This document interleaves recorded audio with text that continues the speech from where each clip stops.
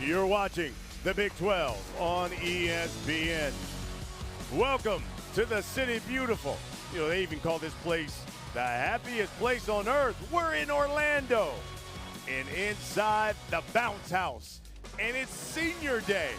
We've got the UCF Knights taking on the Oklahoma State Cowboys. Hello, everyone. I'm Brian Custer alongside Leger Douzable. And Deuce, I'm telling you, we got two programs who need a win in the worst way. You know, the Cowboys, well, they've lost 9 straight. In fact, they have not won a Big 12 game in 2 years. Now, as for UCF, look, they haven't gotten a victory since mid-October and need to win these last 2 games if they want to become bowl eligible. Yeah. So how does one of these programs get it done today? It's going to have to be defensive-led. Both of these teams are defensive-led. We'll start with Oklahoma State. 2 of the last 3 games, they've been dominant against the run, right? That needs to continue against this potent rushing attack for UCF, and they have to limit the explosive plays. For UCF, last week versus Texas Tech, didn't feel like they played up to the standard. They played really well all year long. They have to get back to playing fast, physical, and detailed. They do that, they'll have some success on defense. You know, both of these programs rely on the running game offensively, and hey, the Cowboys have got a talented freshman, but UCF, they've got a dynamic duo. Yeah, Miles Montgomery, he is the heartbeat of this team. They've sorely missed him over the last game and a half.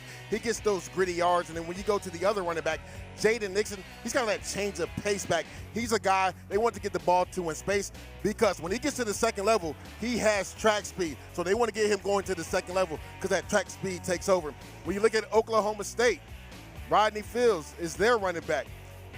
He is a guy that is really taking over the lead back role. The last 2 games, he's been really good. Built low to the ground. He's a guy that's also a safety blanket for the quarterback out of the backfield. They'll get him going early and often today. Both of these programs trying to get off the schneid of losing streaks. UCF won the toss. They've opted to defer, so they're going to kick things away. The Cowboys will get the football first. This will be just the second meeting between these 2 programs. First one came a couple of seasons ago, and it was UCF who won 45-3. Noe Ruelas kicking things away. Gavin Freeman back deep. And it is the Cowboys who will come to the football with the football first. That means we'll get a good look at Zane Flores, the red shirt freshman for the Cowboys. And, you know, the interesting thing about Flores, even though he is a freshman, you know, technically this is really his 3rd season of collegiate football. Got a red shirt his first season, then got a medical waiver last year where he was hurt all season long. Yeah, this is a guy that's been in the program 3 years, and since he's come back at quarterback, the offense has opened up. He knows how to check and get them into the right plays. Rodney Fields offset left of Flores. He'll swing it out the field. He's got a first down and forced out of bounds. You know, taking a look at what Flores has done so far this season, this is his 7th start. Threw for 233 yards against K-State last week. No touchdowns, 2 interceptions, 2 fumbles. And those 2 interceptions and fumbles weren't on him. They were protection busts, right? Both of those interceptions happened because they had unabated rushers to the quarterback while he was throwing the football. So he's a guy, like I said, that knows how to get them into the right play. He knows this offense. Where they've really struggled at, Brian, is in the red zone. They have to be better in the red zone and finish with touchdowns. Gotta score. They'll pitch it out the field. He's their best player. Tries to get over that edge. Pick up of a couple. Philip Dunham made the tackle, pick up a 4 yards. Let's see Philip Dunham, number 2, to the left of your screen. We call that meeting somebody in the alley. That's a nice job, chopping that outside leg down from the safety position. Sesi Valahi has checked into the backfield, replacing Fields.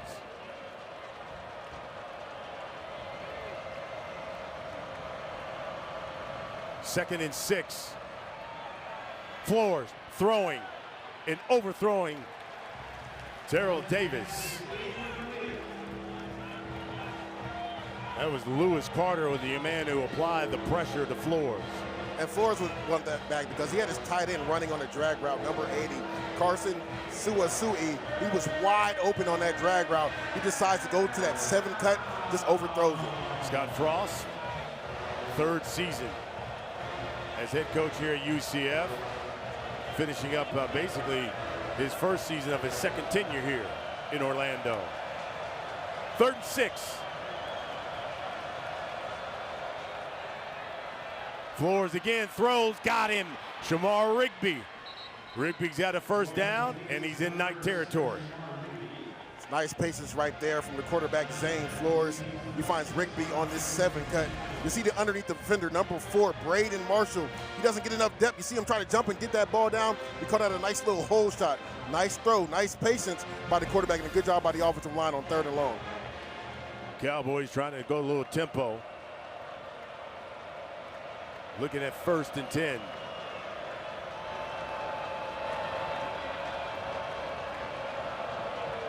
Opening drive. And it's Fields. Forced out of bounds at the 40. So last time we saw number 2, Philip Dunham, make this play in the alley. You can see him, he misses it. This goes back to the intro. I talked about how explosive Rodney Fields can get when he gets to the edge. It's a nice job right there, making sure the safety misses in that alley.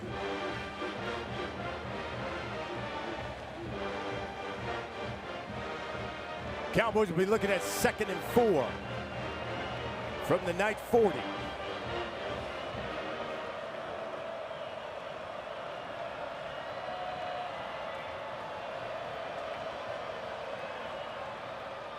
And they'll keep it on the ground.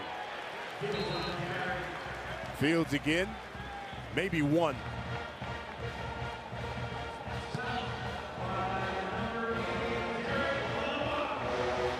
Derek LeBlanc, number 88, does a nice job as a defensive tackle, disengaging, getting in the backfield to stop Rodney Fields from getting a big game there. 3rd down, Alex Grinch, the first 3rd down. He only did a 4-man rush, dropped in coverage. Let's see, he likes some simulated pressure where he'll bring 4 or 5 guys to the line of scrimmage and then drop out and let his rushers get after the quarterback to dictate the protection. See if they look here at Freeman, but they'll keep it on the ground. And Valahi. And that's enough for a 1st down. And once again, they'll move the sticks. Nice job by the offensive line. You see number 75 pulling from right to left.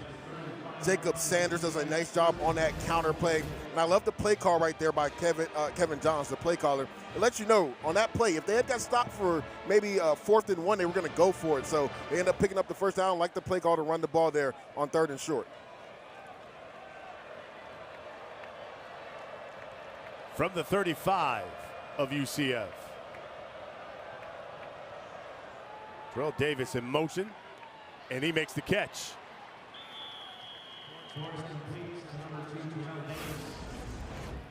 Simple bootleg to the right, moving the launch point so their quarterback, Zane Flores, can see the entire field. Nice little stop right there by number 2, Terrell Davis, in zone coverage, pitch and catch. I love the balance of the run and pass, and also how Kevin Johns is moving the pocket so his quarterback can see the entire field. And you're knocking on the door, the red zone, and you know, Doug Meacham, Kevin Johns, offensive coordinator of Oklahoma State, both said over the past few weeks, we've moved the football. We just got to score when we get in the red zone. This has been their bugaboo. Right when they get to the 20, right outside the 20, they've had turnovers, they've had missed field goals. They got to be able to finish drives in the red zone. Another 1-yard pickup. Now, UCF defense, you want to talk about stingy, and especially up front. Definitely. They're only giving up about 22 points a game, and you see it right there. 0 points allowed in the 1st quarter. So let's see if they can keep that up. It's spearheaded by their 2 edge guys, Najee Kelly, number 9, and number 51, Malachi Lawrence.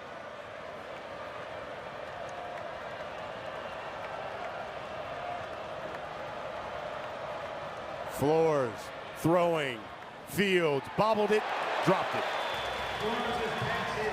Cole Kowalski. The ruling on the field is an incomplete pass if 3rd down. At that time, Alex Grinch decides to bring pressure. You see number 20 right there, Lewis Carter. That means Kozlowski has Rodney Fields to the flat. Nice job getting to your responsibility. And a physical tackle to dislodge after get the PBU. So the Cowboys are now 2 for 2 on 3rd down. They've had it twice on this opening drive. Let's see if they can convert here. They're at the 20 of UCF. And this is the scenario. You see number 0 in the middle, Kelly Lawson. He is a edge guy and off-field linebacker. They'll put him in the middle to dictate this protection. They want 5 one-on-one rushes right here. You see him right in the middle. Flores looking left, throwing, slant, complete, and that's Davis. And it's enough for another 1st down for the Cowboys. See Terrell Davis on the outside. Nice little slant route. He beats number 7, Antoine Jackson, inside. And if you're Jackson right there, you got to secure the tackle while trying to rip at the football. He misses the tackle, which allows Terrell Davis to get up the field and get the first down. Cowboys average basically 14 points a game. That is obviously last in the Big 12. But again, this has been their bugaboo right here, Brian, like in the red zone. They got to be able to finish this drive. They scored on the opening drive versus Kansas. Didn't do it versus Kansas State. Let's see if they can finish this drive off. And it's Fields. Fields over the left side. Puts his shoulder down and forced out of bounds at the 6.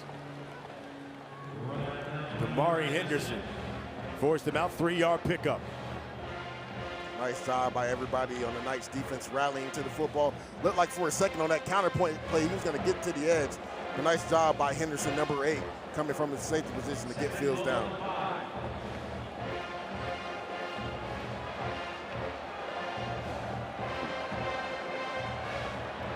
Second and goal.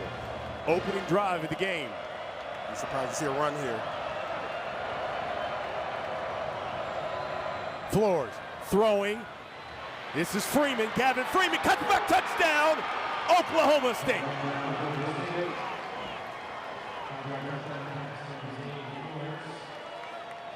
He is their big play receiver.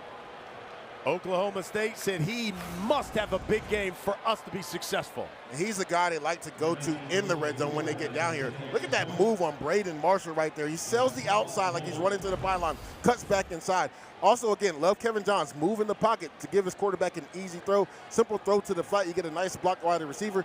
One-on-one with a DB, makes a miss, gets into the end zone, poke score on the opening drive. Logan Ward with the extra kick.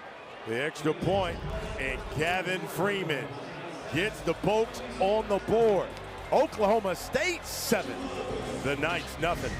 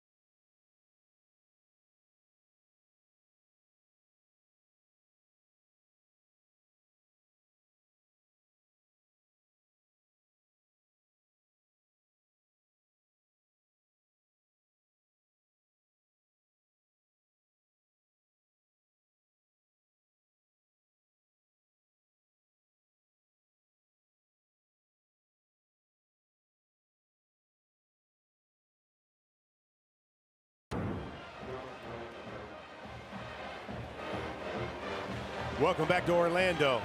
Jay Duzable, Brian Custer here with you, and Oklahoma State takes the opening kick Well, they just went basically 7 minutes right down the field. 13 plays, 75 yards for a touchdown. You got to go back a couple of games. Last time they did that a couple of games ago against Kansas, where they took the opening drive and scored a touchdown. Yeah, they look good. And we always talk about this in locker rooms and on the field, right? The opening script, the first 15 are scripted. Now that you've got that script out the way, can you adjust to what UCF defense is doing? That'll be the key for the Pokes to see if they have continued success on offense. Wes Paul will be kicking things away. Back deep is Dwayne Thomas, speedy. All right, Jay, let's talk about some do's and don'ts when we talk about this game. Let's get to them for the UCF offense. Get Dwayne Thomas going. Thomas is UCF's most dynamic player on offense. They use him in multiple ways. He's a mismatch in space. They got to get him going. And don't for the Oklahoma State defense. Don't allow the UCF rushing game to control the game. UCF has a potent rushing attack, and the Cowboys defense can't allow them to control the game. The dudes for the Oklahoma State offense. Dudes take care of the football. Oklahoma State struggled protecting the ball with 5 turnovers last week. It was the main reason they lost. And don't for the UCF defense. Don't allow Gavin Freeman to get going.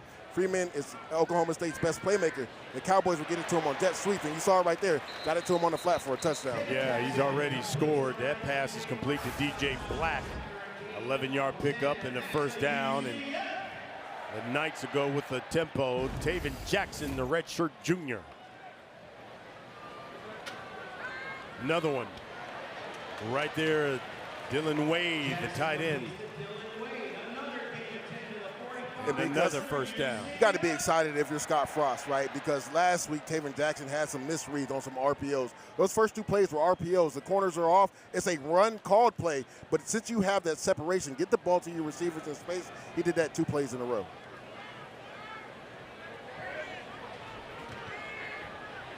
Speedy Thomas in motion. Jackson looking, holding it. He's going to take off. Cross midfield. He's about a couple of yards shy of a first down. And you talked about Speedy Thomas in motion. I thought he had him in the post right there. Now, I think he got shook by that safety that decided to drop back late. Don't mind him tucking the ball and getting positive yards there on first down. Cowboy territory. Looking at 2nd and 3. Jackson threw for 178 yards last week against Texas Tech. His 5th time. Last 6 games, though, he's thrown for fewer than 200.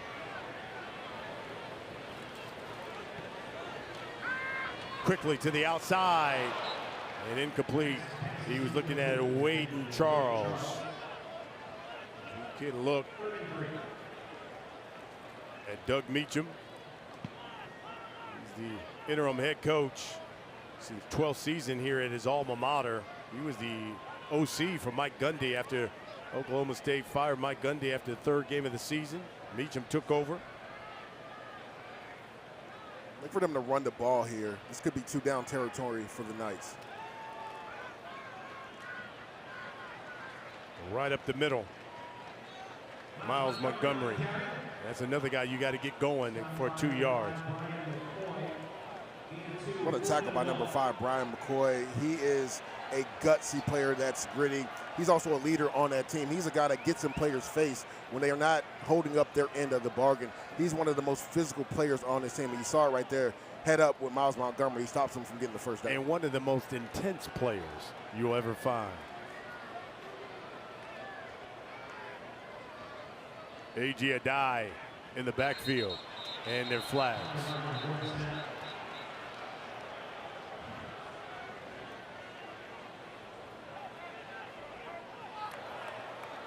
False start.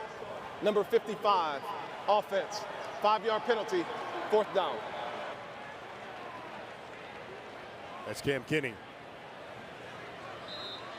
And Brian, when we sat with Scott Frost, this was one of the first questions I asked him. The pre-snap penalties. It has plagued this offense. You're going to see him. He's the center. He flinches the ball and causes the offside.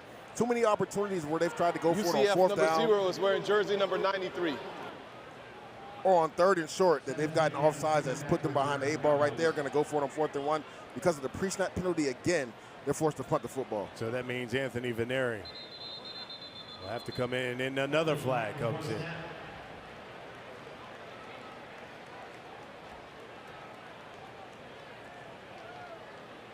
I think they tried that on purpose to get a little bit more space for their punter. If I was Oklahoma State, I would decline the penalty. Delay of game, offense. The penalty is declined. It's 4th down. Quavon Barrett is our referee.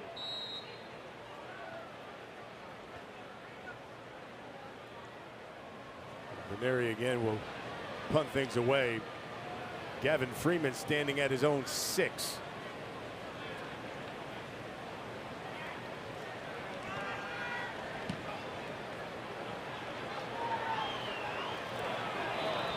And it'll be a touchback. 5:24 left here in the first quarter. It's the Cowboys up 7-0. Senior Day here in Orlando.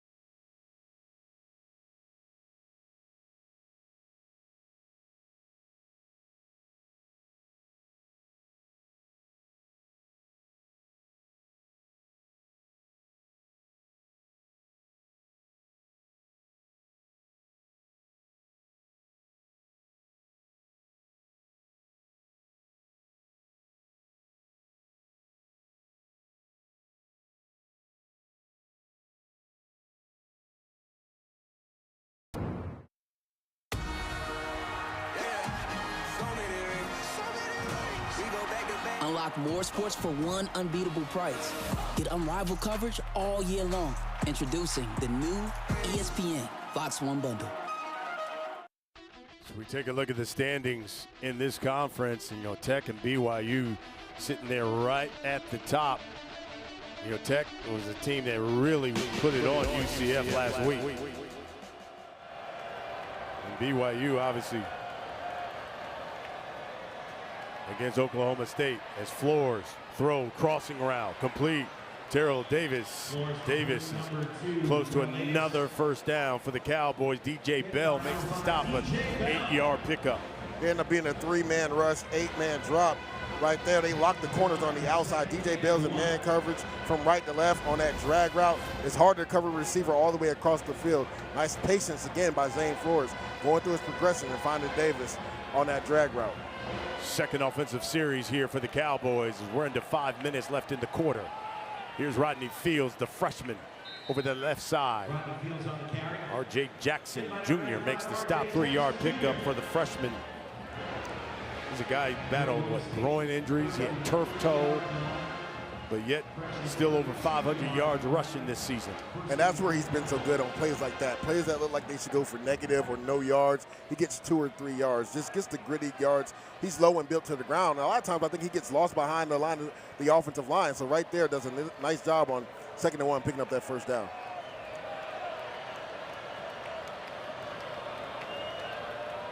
And he gets the call once again. Running hard is Fields. 5-yard pickup for him. You're going to see number 76, Bob Schick. He does a nice job pulling. Also number 85, that's Grayson Brusso. They do a nice job, and Rodney Fields just follows his blocks. They're not going to arm tackle this guy. He's low, built to the ground, almost like a fire hydrant. He runs through that arm tackle and gets a positive gain on first down. Sesi Valahi is checked into the backfield to give Fields a blow. Sam Jackson in motion. Flores throws, Valahi out of the backfield. Cross midfield. Flores completes. Number 3, Sesi Valahi. 16-yard pickup for the Cowboys. Kevin Johns has found something on these drag routes coming across the field. What he's doing, and he's making these linebackers cover in match zone. You see it right there. Cole Kozlowski, he's manned up with a receiver because he has to match him in zone coverage. The offensive line is blocked really well. It'll be interesting to see what Alex Grinch does to deter that going forward, because they've had a lot of success the first 2 drives on these crossing patterns. Flores is 5 of 7 for 55 yards and a touchdown so far in the air. Downfield again and incomplete.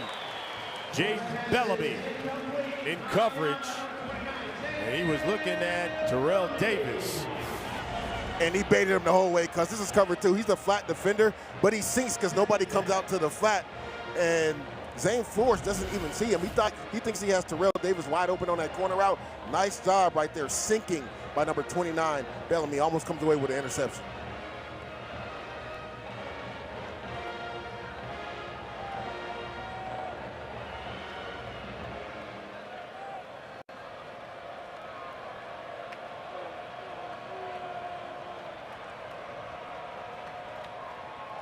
Fields up the middle.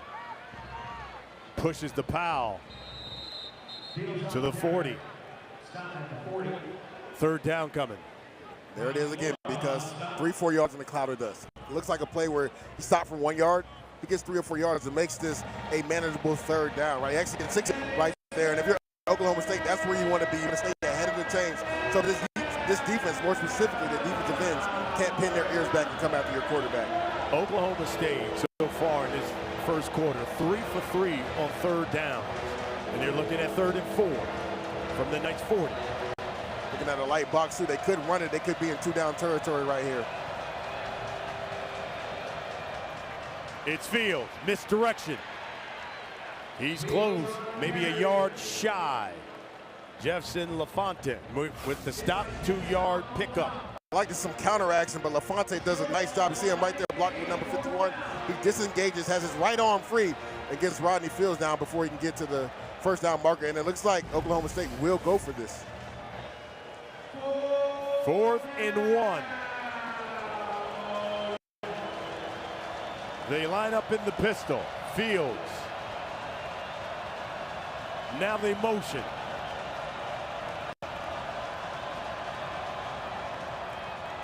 Flores throws to Fields. Upended. Gonna be tight. Did he get the first down? Oh. Philip Dunham came up and made the stop. What a play by Philip Dunham. Look at the safety in the middle of the field. He's tracking. He has Fields to the flat. Sauce down that outside leg. He gets the Knights off the field on a pivotal 4th down.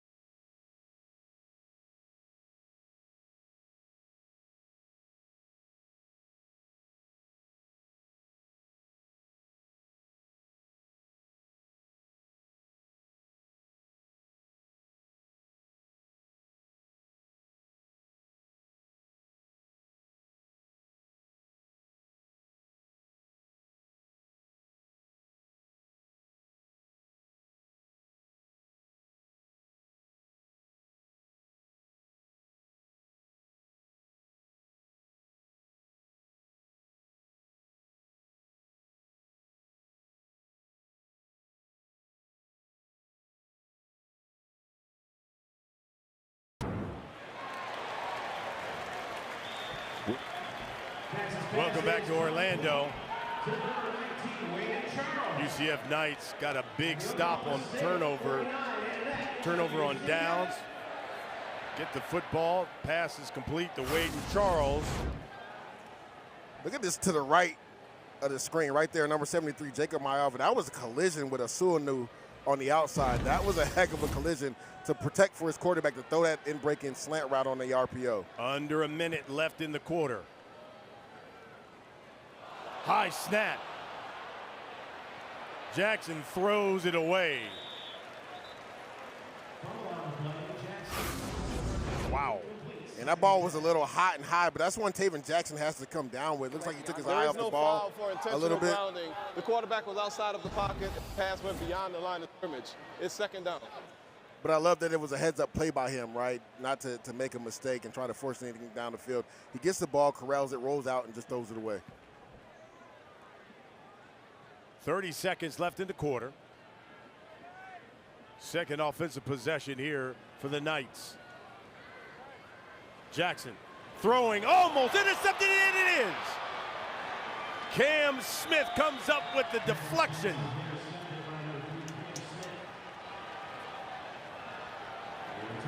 And it was Ike Isuane is the one who deflected that one. Cam Smith comes up with the pick, his first of the season, and a guy who they claim the most consistent player in that secondary. Yeah, and he was late with the football. He's trying to go to number 12 right there, Carl Jenkins Jr. Carl Jenkins understands the leverage of Asuana. He's on the inside. That ball has to be to the outside shoulder. He leaves it inside. It gets tipped up. We always had a saying in the defensive meeting room, tips and overthrows, got to get those. Cam Smith, Johnny on the spot, gets the interception. First turnover goes to the Cowboys. And great field position. They'll have 1st and 10 from their own 46. Trips at the bottom of your screen. Freeman in motion. He gets the jet sweep. And that's blown up by Braden Marshall. Welcome back, Braden Marshall, who didn't play last week, but they were happy. They talked, gave effusive praise that he was back in the lineup. And that's why, the physicality. You see it right here to the right of the screen. Watch how he blows up that pulling running back, Sessi Valahi. He blows him up, and not only blows him up, he gets a tackle for loss. They missed his physicality last week. It is senior day here in Orlando, and it's the Cowboys with a 7-0 lead. Second quarter when we come back.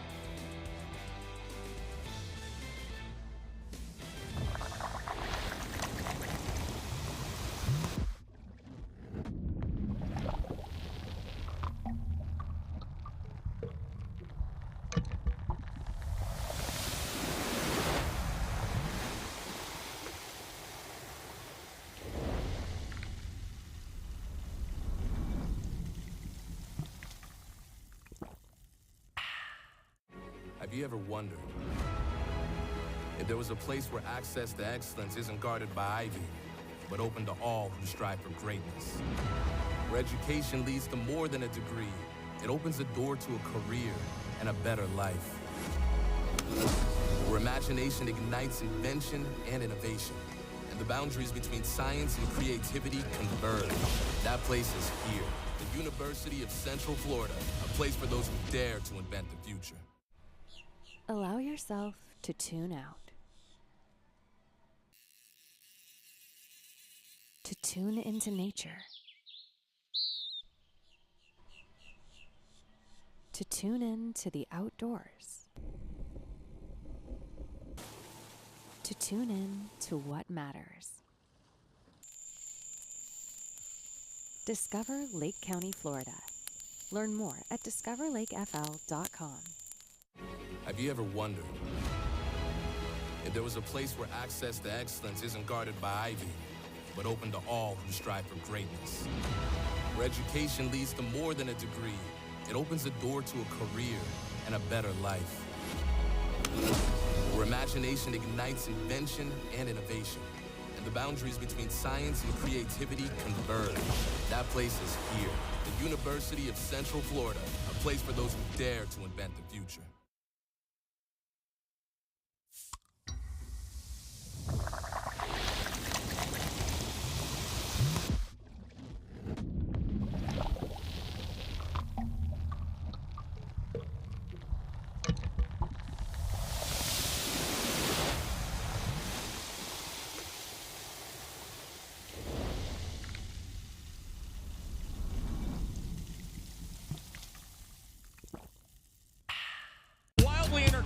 An unpredictable Big 12 has a champion to crown, and AT&T Stadium is where we're going to decide it. Into the corner, touchdown.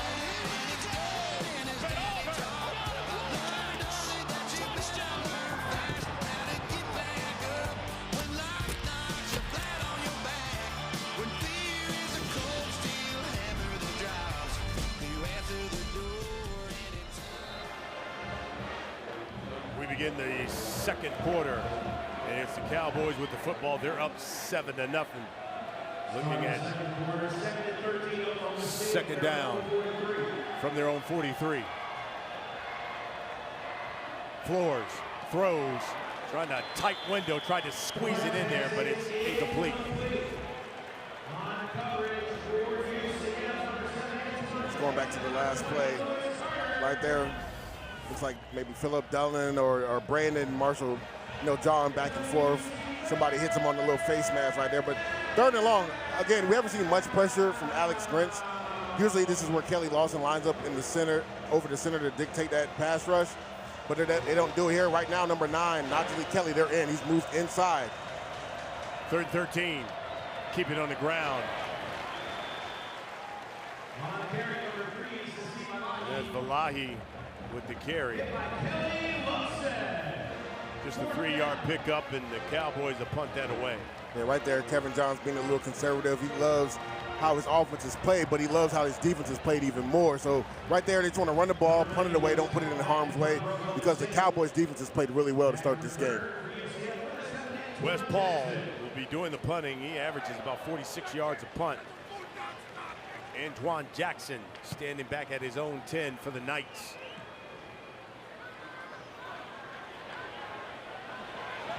Fair catch at the 2. The Knights will take over.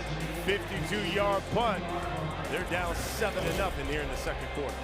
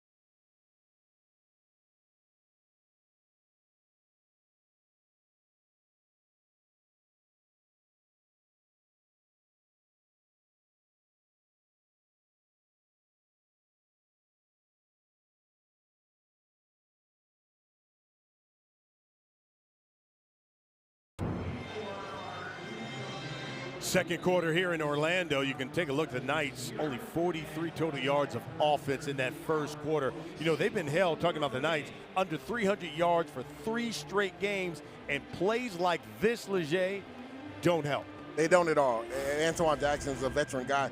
You have to know this. Put your heels at 5. They teach you that in literally Little League. If you drift back, if you have to drift back, you don't catch the football. Right now, you put your offense against it, way backed up. They got to be really careful with the football here and protect it. We saw Taven Jackson on the last drive turn the football over. You see, his coach was telling him that. Let that football go into the end zone. Here's Montgomery spinning. Gives him a little bit of breathing room outside the 10. LaDainian Fields makes the stop, 9-yard pickup. And I believe number 5, Brian McCoy, was there one-on-one to make a tackle, but that's what Miles Montgomery provides. When it's muddy and there's no lane, he provides and makes a lane. Gets the call again. Malik Charles makes the stop, 1-yard pickup. Should be enough for a first down. It's good to see him back. He was hurt last week in that game. He does a nice job shock setting, winning inside the B-gap, which isn't even his responsibility. So it's a nice heads-up play by number 0, Malik Charles, who actually, Brian, only played 3 high school football games. Wow. He was a basketball and volleyball player in high school.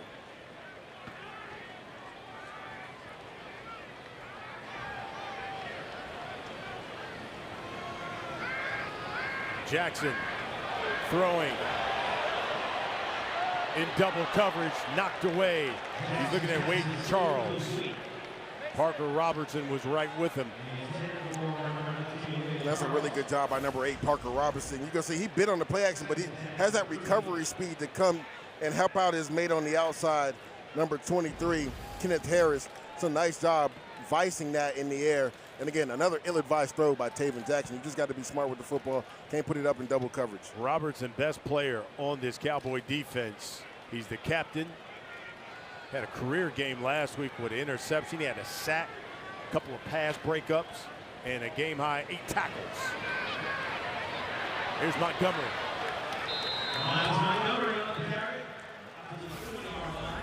And they got to get him going. They talked about running these duo plays, these double teams up front. You see it right there in the middle, Miles Montgomery. If you just give him a sliver of space, he's going to make something happen right there. Get 7 yards on that duo play by the Knights.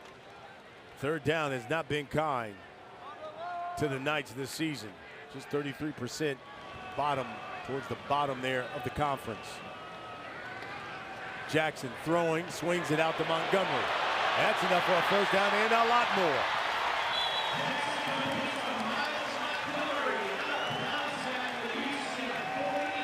So Clint Bowen decides to simulate the pressure. He drops the end, brings number 5 in the middle. Right there, number 25, Ike Asuana. He has Miles Montgomery to the flat. Miles Montgomery's going to win that foot race every time versus an outside linebacker. Nice job by Taven Jackson getting it to his back in the flat. And they continue to feed him.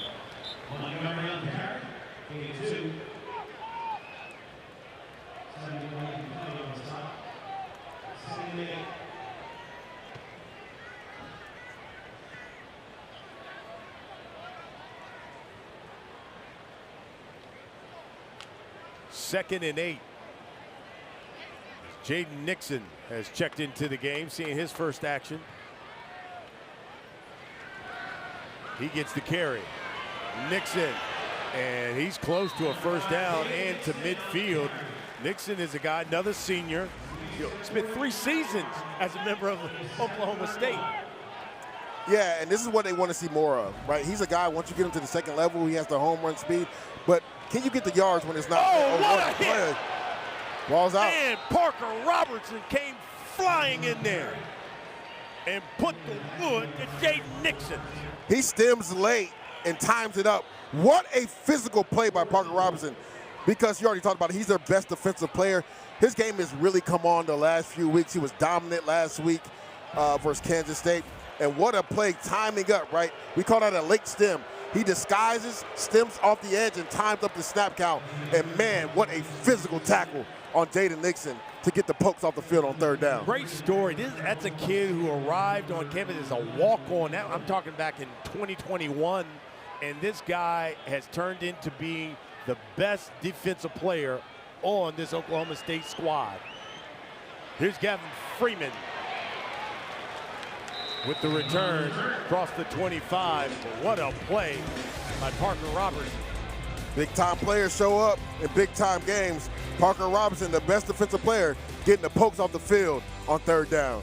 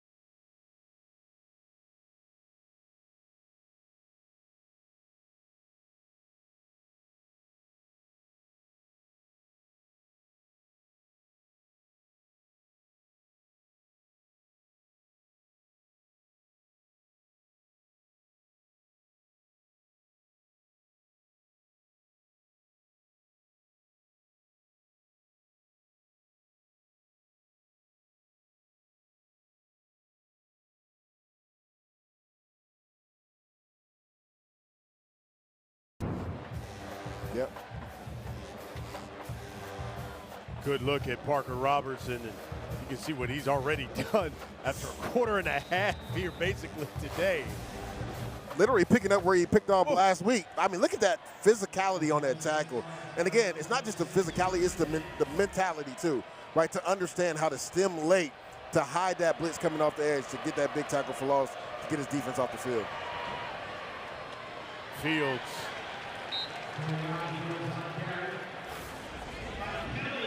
I mean, look at him screaming off the edge. Like, Taven Jackson didn't even see him. So you can't even fault the quarterback. You can't. He's reading the opposite defensive end.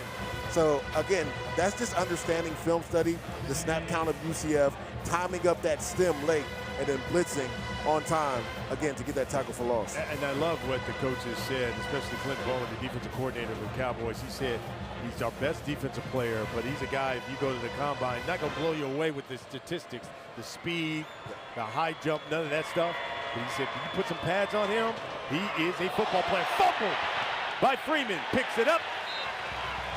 Now, dropped about a yard behind the line of scrimmage. Now, the interesting thing about that, it looks like it was a two-hand push pass. So usually that's an incomplete pass. And I think they're talking about that right now. At least that's what the Cowboys are saying. On the previous play, the quarterback passed the ball forward. It is an incomplete pass. The ball will be returned to the previous spot. It's third down. And that's why a lot of times they'll have that two-handed like push pass, because if there is a mishandle between the quarterback and the receiver, it becomes an incomplete pass. So third down.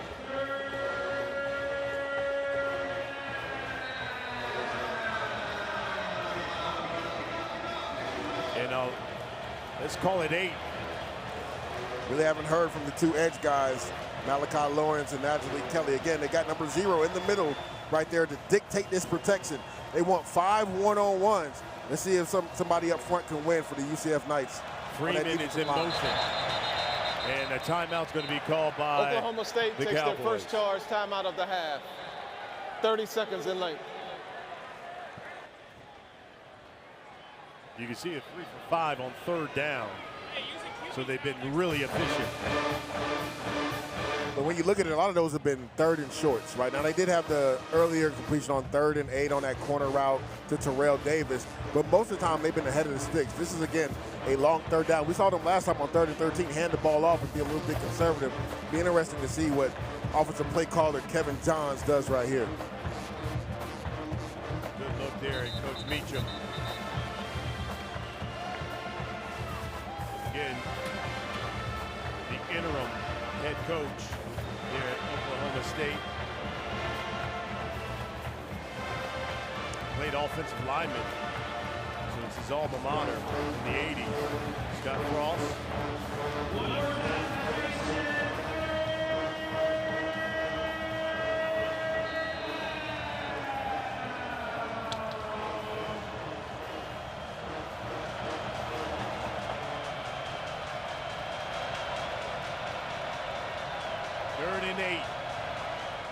Trips at the top of your screen. Flowers looks, throws, incomplete. The direction of Shamar Rigby. Right there, Alex Grant's another simulated pressure. He brings the safety, number 8. Damari Henderson off the edge, forces that errant throw. They were trying to find Rigby on a quick comeback route. Flores puts it too far out in front. The Knights get off the field on third down. Paul will punt things away. Jackson. Again, fair caught at the 15. Oklahoma State has lost 9 straight games. They have not won since the season opener. And that was an FCS squad. They took on UT Martin. Yeah, Haas Haney, their starting quarterback. He looked electric the first 2 drives. I actually happened to call this game because, and he got hurt the 3rd drive and just hasn't been the same since he got hurt. You see Gavin Freeman right there getting to the end zone, but Haas Haney was their starting quarterback. He was dynamic, not only throwing the ball, but running the ball the first couple drives of that game. That's the last time the Cowboys have tasted victory.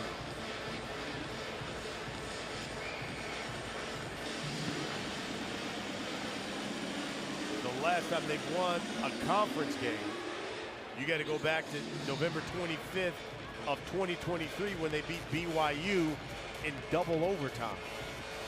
Yeah, it's been tough for the Pokes, right? Coaching changes, they haven't had a lot of success when you talk about conference games. The one thing I will say, and I had to tell this to Doug Meacham, I love how his guys have continued to fight this year. Even with all the circumstances they've been through. You saw last week a one-score game versus Kansas State. They looked really good versus Kansas. Just couldn't finish in the red zone. And again, that was their bugaboo last week as well. But this team has continued to fight. And this defense has had really good performances on the defensive side the last couple games. So you have to love the fortitude of these kids. You look at the numbers, especially the last 5 games for Oklahoma State defensively. Yeah. I mean, they've just come down. They were in the 400s, and now it's low 300s. They've literally performed 50 yards per game better every single game since Clint Bowen has taken over as the play caller. Wow. Here's 1st and 10 for the Knights. Jackson throwing over the middle. Here's a flag, incomplete. DJ Black dropped it.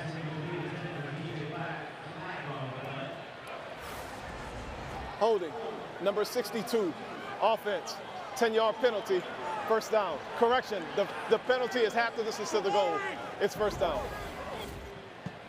Yeah, that's one of those plays where it's a snatch down, and the coaching staff is pulling them out of there. And you catch a defensive lineman off kilter. You're going to see it right here to the left of your screen.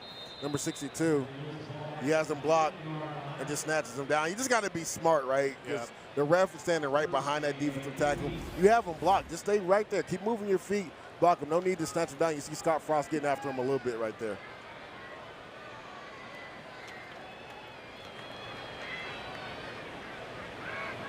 Here's Montgomery. Montgomery's loose. Montgomery down the sideline. And out of bounds. Miles Montgomery, a 32-yard run.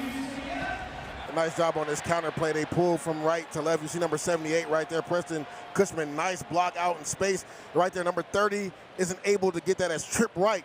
That's the speed of Miles Montgomery when he gets to the 2nd level. Nice job, nice patience, allowing the blocks to set up and then exploding through that hole for an explosive run. Jaden Nixon has come in. That's complete. In the slot, Wade Charles.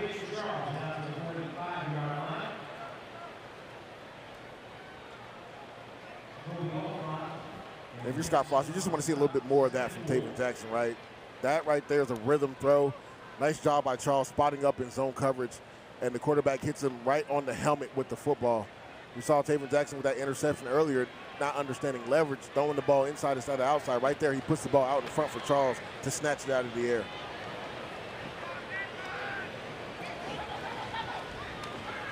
Takes it to Nixon, speedy. He is dropped by Parker Robertson. 2-yard loss.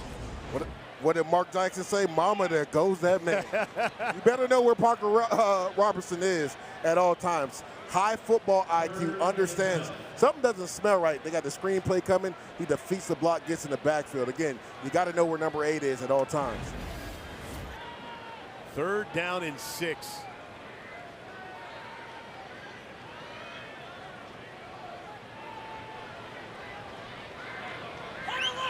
Jackson steps up, under pressure, sacked. Malik Charles.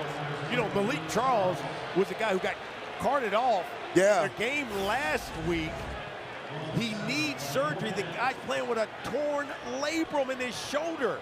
And this is just miscommunication. Right there, Miles Montgomery's trying to chip, but he actually gets in the way of the right tackle, Preston Cushman. They bring number 3, Cam Smith, off the corner blitz right there, the boundary corner, and he ends up getting the sack. Nice job by Malik Charles, continuing to hunt off the edge. UCF number 0 is wearing jersey number 93.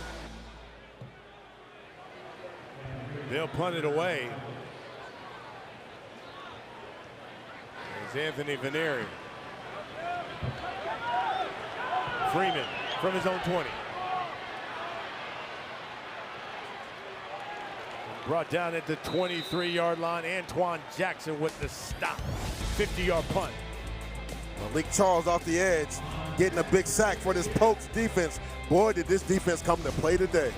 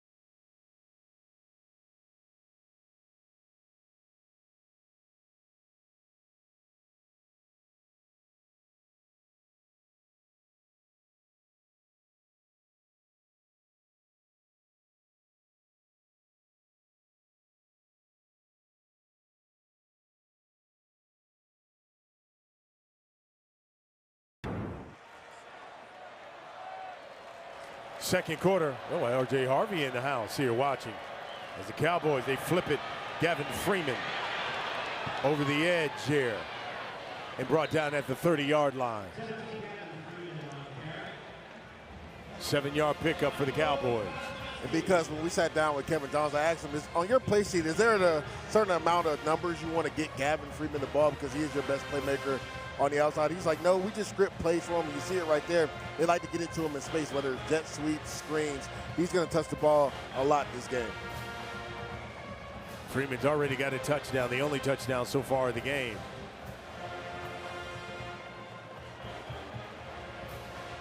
Second and 3 here for the Cowboys from their own 30. Fields cuts back. Fields got a first down up the middle. Fields tripped up at the 45-yard line of UCF.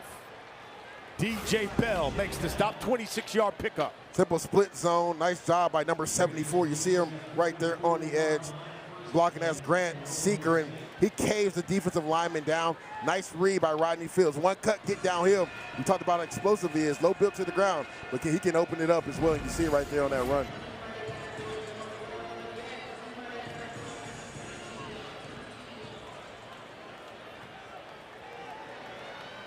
Under 5 minutes until the half. Valahi, they fake it to him. And that one's thrown behind Cam Abshire. Simple RPO run pass option. They're running zone up front. He sees the corner is off a little bit. Tries to find Cam Abshire. Just a little inaccurate from Zane Flores right there. He puts that ball behind Abshire.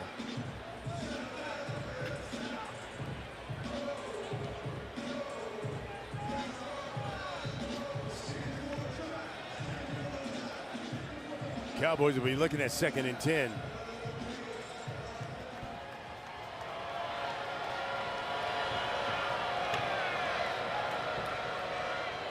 Valahi brought down at the 37 of UCF. DJ Bell makes the stop. 7-yard pickup for the Cowboys. 3rd down and 3. This Cowboys offensive line starting to get some movement on that night defensive front. Another nice hole right there, and a nice job by Sessi Valahi hitting it downhill to get them in 3rd and manageable. Yeah, wouldn't be surprised here. Another opportunity for a 2-down situation there. Most likely run it like they did here last time, and if it's 4th and 1, they'll go for it again.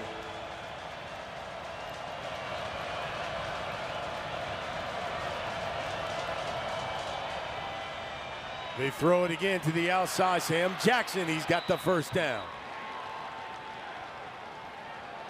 Love the play call by Kevin Johnson. It is a run up front, but it's an RPO with it. You already motion Sam Jackson. You out leverage the defense. Easy throw right there from Zane Flores. What he does, he puts the ball in the belly of the running back, sees the defense is out leveraged, just throws it to the flat to pick up the first down. You can see Flores knocking on the door of 100 yards passing. With a touchdown. Didn't have any last week, but had 4 turnovers. He's got trips at the bottom of your screen. Quickly to Gavin Freeman in the slot. They're inside the red zone now. 9-yard pickup. And Zane Flores is seeing the entire field right there. Gavin Freeman just spots up in zone again. Another RPO. You give him that much space, he's going to take the receiver that's wide open over the middle of the field. So, again, that's a run call, but because the defense is so soft in coverage, he picks it out of the running back's stomach at the best point and throws the ball. If you're Oklahoma State, you certainly want to score before the half, considering UCF will get the football to begin the second half. Flores under pressure, escapes, throws it away. John Walker, who initially applied that pressure to Flores. And Flores missed Gavin Freeman down the seam. That's nice pressure off the edge by John Walker to speed up Zane Flores' clock. But if he just stuck to his left, he had Zane Flores wide open down the seam for a touchdown. I mean, Gavin Freeman wide open down the seam for a touchdown. Fields is back in. He's behind Flores. Look for them to potentially run the ball right here. Condensed formation looks like it's going to be a Wildcat.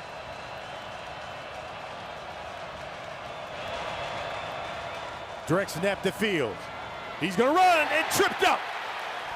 Cole Kozlowski, the senior, came firing through. What a job by number 43, Cole Kozlowski. You can see him right here to the left of your screen. He knifes in. It beats a tight end blocked down here. I think that's Will Mundy, number 86. Actually, that's the extra O-lineman.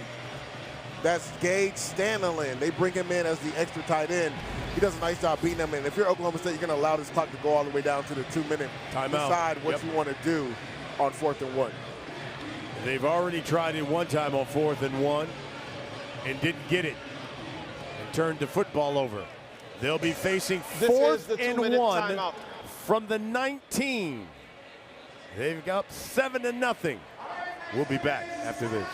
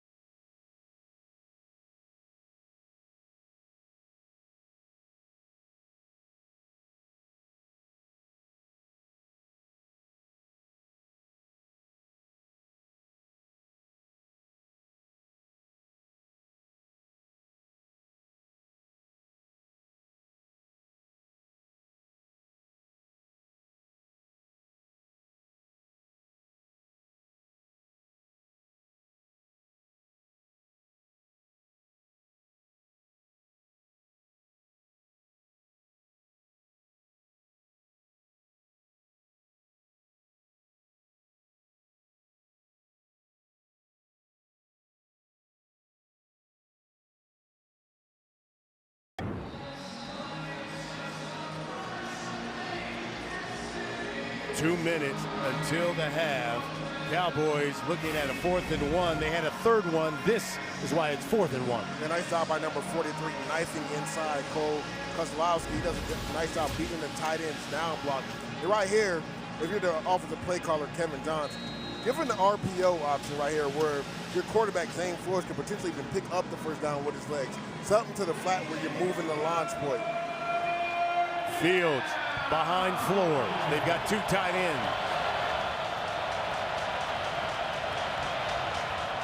They're going to run the option. Flores will keep it, and he's got a first down.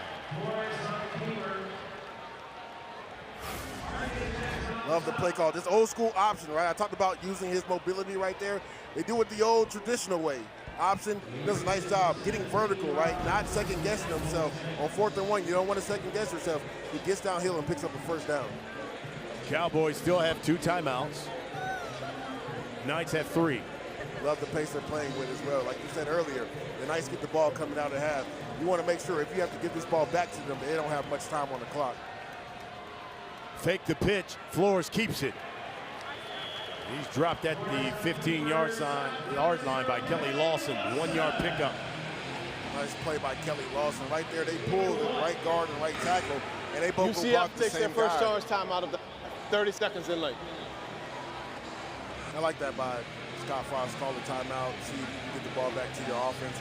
But again, if you're the Pokes offense, you had two guys come around the corner. Neither one of them blocked. Kelly Lawson, he's able to get downhill and hold that to a small gain. Knights still with 2 more timeouts. Cowboys have got 2 as well.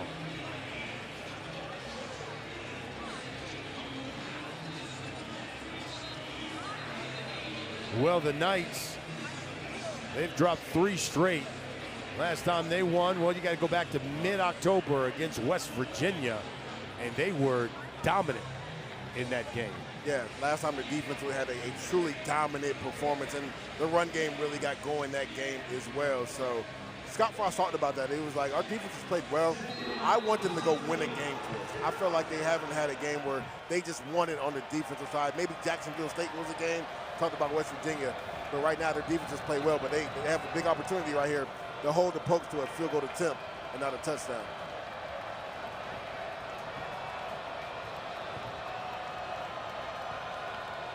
Second and 9. Fields gets to the edge. Inside the 10, cuts back, and brought down at about the 7-yard line. That's enough for a first down. They'll be looking at 1st and goal. They love this counter play. Again, number 76, the left guard, Bob Schick. He gets to the outside. Number 43 for UCF, Cole Kozlowski. He's in the right position, but Rodney Fields is able to stiff arm him, get to the edge, and then make another guy miss and pick up a first down. What a run by Rodney Fields right there. Fields has got 72 yards rushing, averaging nearly 6 a carry.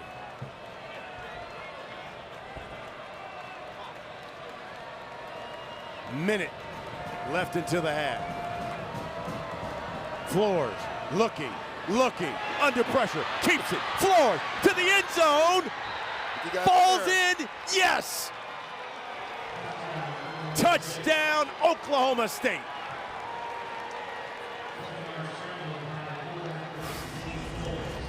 What a play by Zane Flores. Look at him, scan left, scan right, doesn't like what he sees.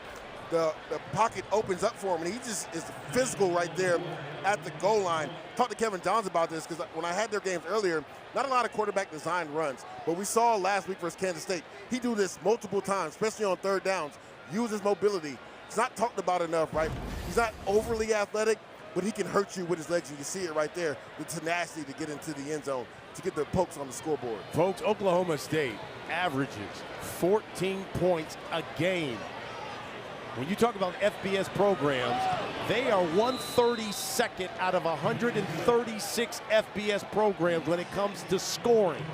So it's dead last, is what you're saying. Basically, and they've already put up 14. But the issue with them, and you highlighted this earlier, because they can move the ball. They've struggled in the red zone, but today, in the red zone twice, 2 touchdowns, and that's where they have taken a step when it comes to being a competent offense and finishing drives, right? Because that's where they've really struggled, is in the red zone. They've turned the ball over in the red zone, they've missed field goals, but today they finished in the red zone, and that's why they're up 14-0. I think of everything that Coach Meacham talked to us about, and he said, I know it's simplistic, but he said, if we take care of the football, if we score touchdowns in the red zone, and we get turnovers, we can win the game. Which they've done already. Which they've done. Had an interception, forced another fumble. They couldn't get the ball back, but they finished in the red zone, and they've taken care of the football. So, again, love the mental fortitude of this team. They've been through so much this year. Their coach got fired, transfer portal, but these guys continue to fight week in and week out.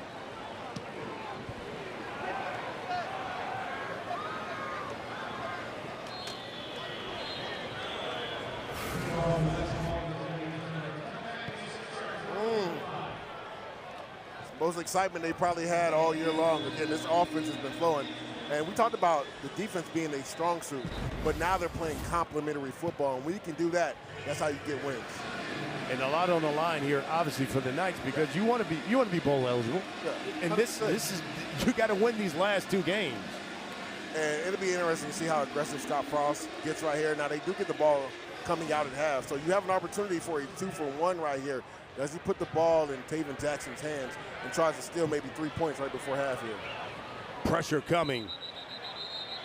Flags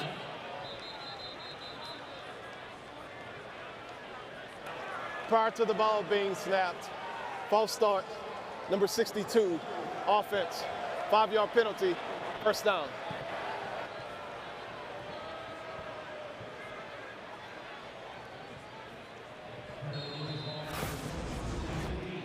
Again, the pre-snap penalties is what's hurt them all year long and hurt them last week versus Texas Tech. And again, another false start. Put you behind the 8 ball, behind the sticks. First and 15. Pressure coming up the middle. Jackson flushed, throws. That's complete. There's Wade and Charles. He spins towards a first down. And that was big because the clock stopped. UCF takes their second charge time out of the half, 30 seconds in late. Knights will have one more left. Yeah, I think that's the receiver coach, Sean Beck. I think he's telling him right there, when you're near that sideline, just get out of bounds, right, so we can save a timeout. I'm actually surprised they called it because the clock does stop to reset the football. They had an opportunity to spike the ball and save that timeout. But that's just a young player trying to make a play. And if you're Wade and Charles, you have to understand, if you're near that sideline, get out of bounds so your team can save that timeout. Just a freshman. In fact, a true freshman.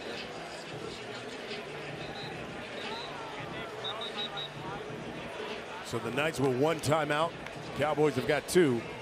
Keep in mind, UCF will get the football to begin the second half. You know, also talked about is Noe Ruelas has a big leg. And Scott Frost said he doesn't mind rolling him out at the 40, maybe even plus. We saw in pregame because he'll make a 58-yarder that had about 10 yards on it still. So they need about 25 more yards. Wayne Speedy Thomas in motion. Pressure up the middle and dropped by DJ Black. Crossing route, had it, dropped it.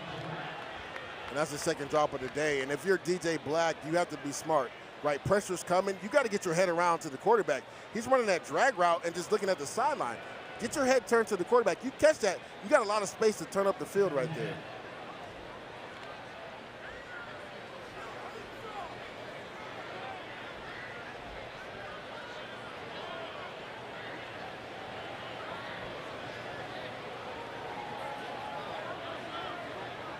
Cowboys show pressure, back out. Now here he comes. Jackson throws it. Short, intercepted. LaDainian Fields with the pick. And you got 30 seconds for the Cowboys to make something happen. So you said pressure comes with simulated pressure. They drop the left defensive end and they run a twist game. You see Wendell Carter, he wraps around. But again, Taven Jackson hits when he throws this, leaves the ball inside. That ball is expected outside. And if you float the ball, you're going to see it from the right. Number 4, Wendell Gregory. He does a nice job up and under. We call that a text game. He gets that pressure on Taven Jackson. Nice job by Brian McCoy in that pass rush game. They aren't able to pass it off because of the pressure. Taven Jackson can't step into the throw, leaves it inside. It gets picked off. Second interception for Fields. There was a flag, and I think it's on the celebration by the Cowboys. Yeah, the whole defense ran to the end zone right there, so won't be surprised if this is probably a personal foul, unsportsmanlike. But again, we talked about this Pokes defense in the intro. The result of the play is an interception. After the play was over, there are multiple unsportsmanlike conduct fouls against Oklahoma State. Number 9, number 22, and number 14. That is each player's first unsportsmanlike conduct foul of the game. There's one 15-yard penalty that will be enforced. It's first down, Oklahoma State. So instead of having it at the 35, they've got it at the 20, their own 20. And if you're Doug Meacham, I don't even know if you're mad about that because you love to see the energy on the sideline. Right, you haven't been in this position before. Your defense is making plays. Your offense is playing complementary football. So, yes, you would love for them not to get the unsportsmanlike, but you love that they have that energy on the sideline. His 14 points is the largest the Cowboys have had against an FBS opponent so far this season.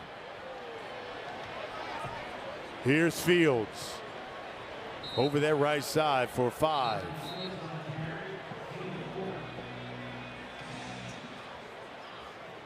And you can see Oklahoma State is satisfied with this 14-point lead, and they're going to go into that locker room with it. No need to make any mistakes. You just get a big turnover. You just scored on your last drive. You're up 2 scores. Just go into halftime, regroup, and see if you can come out with that same energy to start the second half. How about their defense? Have pitched a shutout in the first half, but they've equaled their season average when it comes to scoring points. UCF will get the ball to begin the third quarter, down 14-0 to Oklahoma State, who's trying to put an end to a 9-game losing streak.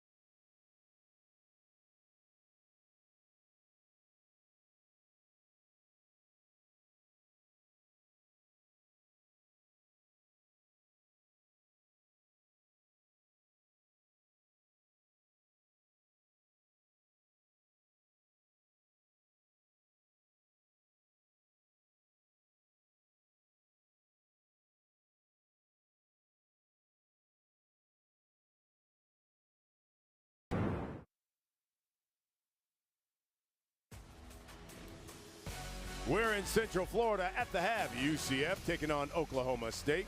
When we come back, we've got the best of the Big 12, highlights and stats from the game.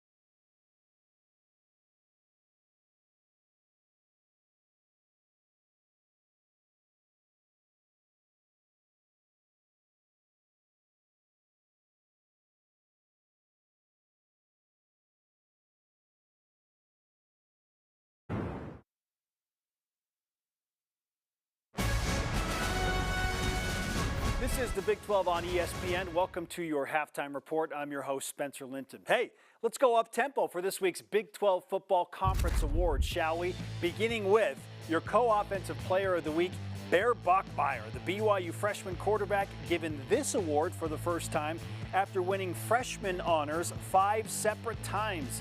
Bachmeier completed 22 of 33 passes for 296 yards and a touchdown through the air in BYU's 44-13 win over TCU.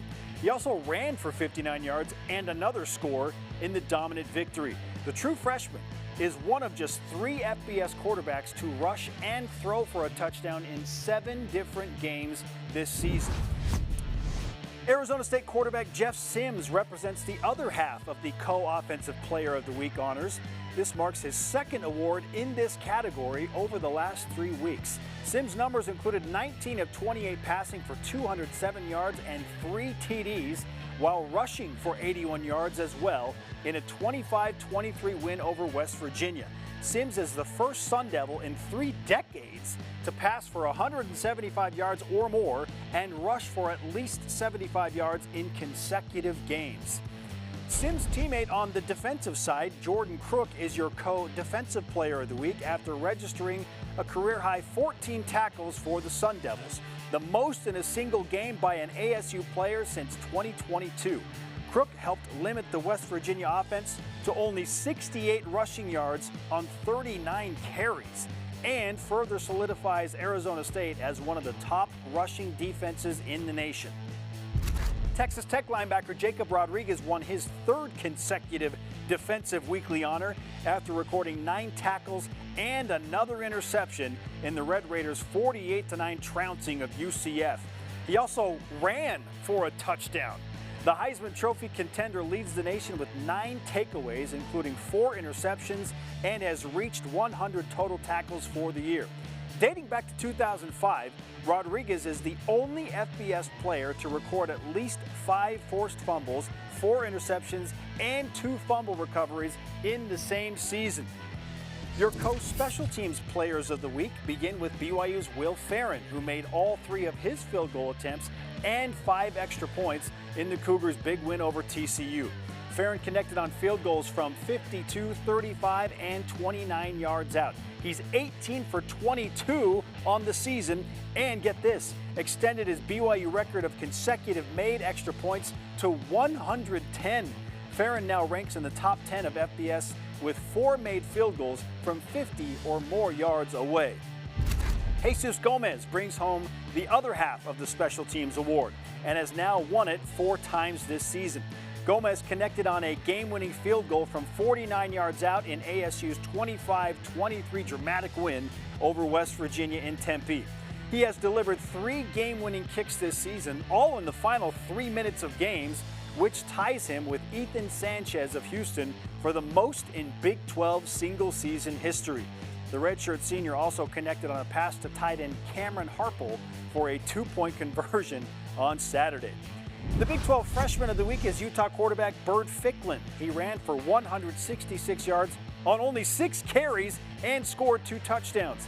Ficklin was the catalyst for Utah's 3rd 300-yard team rushing performance of the season in a 55-28 victory at Baylor. The QB broke off runs of 67 and 74 yards to push his average to 27.7 yards per carry. We'll call that efficient. His 166 yards on the ground broke his own record for most rushing yards by a Utah quarterback, which he set with 151 yards against Colorado last month. Let's stay with the Utes, who picked up a 4th Offensive Line of the Week award this year thanks to that 27-point win against Baylor. The Utes rushed for 380 yards on the ground, which included a pair of 100-yard rushers, the aforementioned Bert Ficklin and Wayshawn Parker. Utah needed just 59 plays to rack up 483 yards of total offense while averaging 8.2 yards per play. And finally, BYU earns Defensive Line of the Week after registering as a team 3 sacks, 5 tackles for a loss, and allowing only 13 points in its resounding victory over TCU. The Cougars held the Horned Frogs' passing attack to 183 yards marking the Horned Frogs' fewest in a game since 2023. TCU had only allowed 13 total sacks in 9 games prior to Saturday when they gave up 3. That does it for your Big 12 halftime report. We hope you thoroughly enjoyed the second half, and we'll see all of you back here very soon.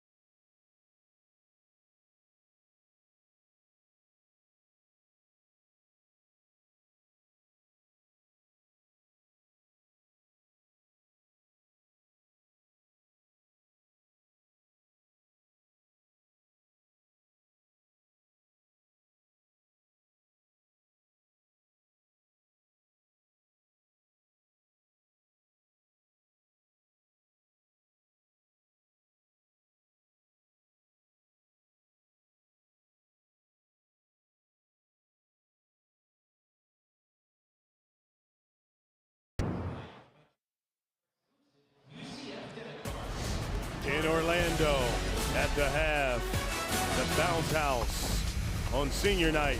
You're watching the Big 12 here on ESPN. 14-0, the Cowboys over the Knights. Brian Custer alongside Leger Douzable. You look at this game, the Cowboys have lost 9 straight. Yep. Coming into this season, I mean, they only average 14 points a game. They've already put up 14 in the first half. Complementary football is what has hurt the Pokes' offense and defense the entire year. We talked about how their defense has played well. They've been lights out today, but the offense has gotten going. In the red zone where they have struggled, they've finished with touchdowns, and Rodney Field has put this team on his back. Over 70 yards rushing in the first half. All right, conversely, how about UCF?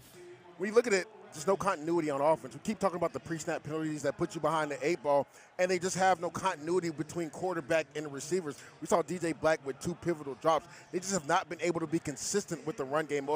Also, Miles Montgomery had 1 big run, but besides that, they haven't had any consistency out of the run game. All right, let's take a look at some of the highlights here from the first half. And, you look at it, it had started off with Gavin Freeman, who started the scoring off here for the Cowboys. Yeah, he's their #1 playmaker on the outside. They just want to get it to him in space. And watch how he makes Braden Marshall miss right there in the open field and gets into the end zone. And that's how the Pokes started their opening drive, getting it into the end zone with a touchdown. Right here, Parker Robinson, I kind of kidded on the broadcast. Mama, there goes that man. You got to know where he's lined up at all times. Again, simulated pressure. This is what we've seen throughout the whole game. Taven Jackson has been under pressure. Miscues between the offensive line. Whenever Clint Bowen decides to send that pressure or simulated pressure, the offensive line has not been able to pick it up. And right here, Zane Flores says, "I'll do it myself." Finds a gap in the pass protection, gets north and south, and the tenacity to get into the end zone to score the touchdown. Yeah, Flores didn't have any touchdowns last week, 4 turnovers, but boy, he has played one heck of a first half. As you can see, the Cowpokes over 200 yards of total offense. The Knights just 131. And the biggest thing, third down. 2 Look at that. turnovers, too. 50% on third down. The Cowboys offense is there at a high clip on third down. Adversely, only 25% for UCF Knights. That's been a big difference in this game as well. Well, the bounce house has been bouncy. They'll get the football to begin the second half, down 2 scores.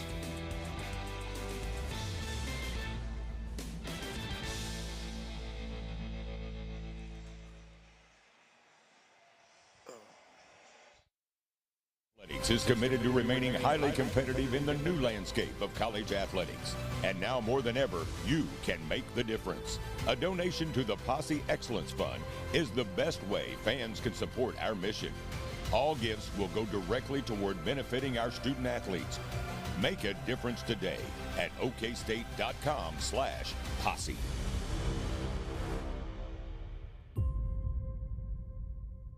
Onboarding, the benefits, time off requests, fixing payroll. It has to stop. Was that necessary? No. Paycom automates everything. Get Paycom and make the unnecessary unnecessary. What do you want me to do? Cook dinner and pick her up from soccer practice?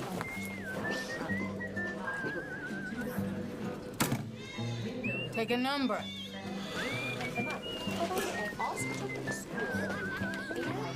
Nobody likes to wait. Mercy is eliminating the wait for great health care. Our online tools mean you can get the care you need now. Mercy Now. More of what you need now. That voice inside is wiser than you know. It'll teach you to care for others first and yourself second. Let your boots show where you've been, but your character shows where you're headed. The greatest thing it taught me was to give more than I take. But you gotta listen to your own voice and create your own legacy. Registering as an organ donor saves lives. Learn more and register at LifeShareOklahoma. Onboarding, the benefits, time off requests, fixing payroll. It has to stop. Was that necessary? No. Paycom automates everything. Get Paycom and make the unnecessary unnecessary. Oklahoma State is more than a university. We are a promise. A promise to inspire, to demand more from ourselves, and be leaders on a global scale. A promise to create, to solve the world's most complex problems, and to give back to our communities. At OSU, we are a promise to forever be loyal and true. Here at the nation's premier land-grant university, orange is the answer. Wildly entertaining and unpredictable Big 12 has a champion to crown, and AT&T Stadium is where we're going to decide it. Into the corner, touchdown.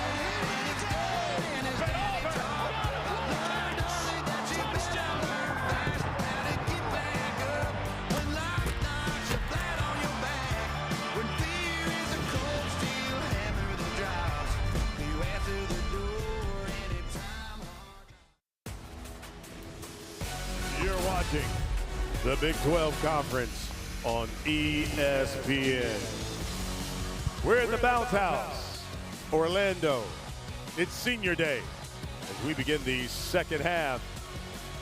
And the Knights of UCF will get the football, find themselves down 14-0 to Oklahoma State.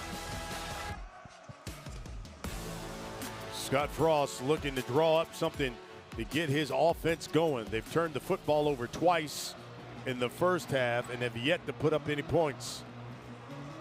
Meanwhile, Zane Flores has had himself quite a half. 11 of 19. He's thrown for 105 yards and already One through the air, and he's run for a touchdown. Yeah, if you're Scott Frost, I would like to see some of those two-back sets with Miles Montgomery and Jaden Nixon. Earlier in the season, they had some success doing it. Haven't really done it the last few games because Montgomery's been banged up. Speedy Thomas back deep for the Knights from his own 1. And driven back at the 15.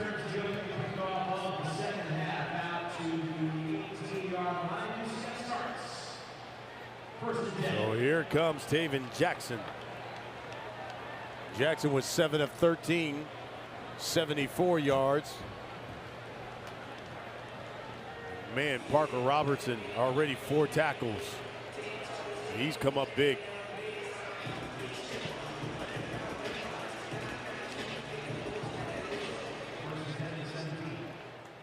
Two interceptions as well in the first half for Taven Jackson. Again through the air, he's got a man wide open. He's got Dylan Wade, and Dylan Wade's going to the house.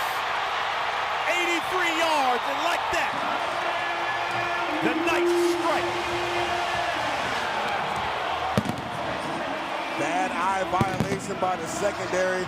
I believe it was number 8, Parker Robinson. They run this wheel route. They just bring Wade. They lay this play down the seam. He just dropped in coverage. Right, you see number 27 out there, Raymond Gay, who made the transition from corner to safety. He just runs by everybody on a simple wheel route. That's just bad eye violation by the secondary of the Pokes defense. Little play action pass, Wade's wide open down the right sideline.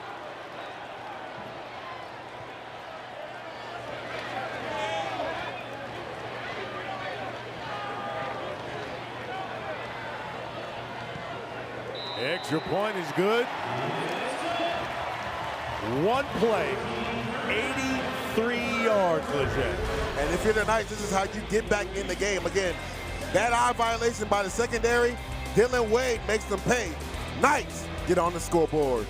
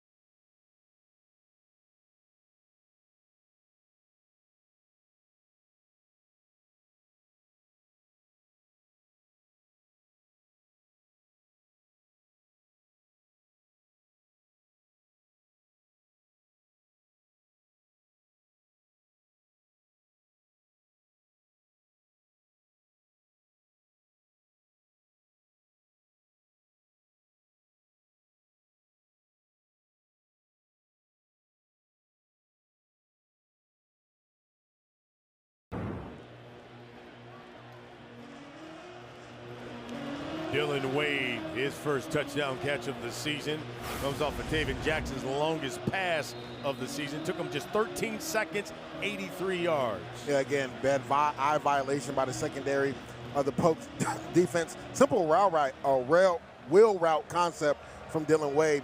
Easy pitch and catch from Taven Jackson to get the Knights on the scoreboard. And just like that, that lead has been cut into half. 14-7 our score. And now let's see how the Cowboys respond.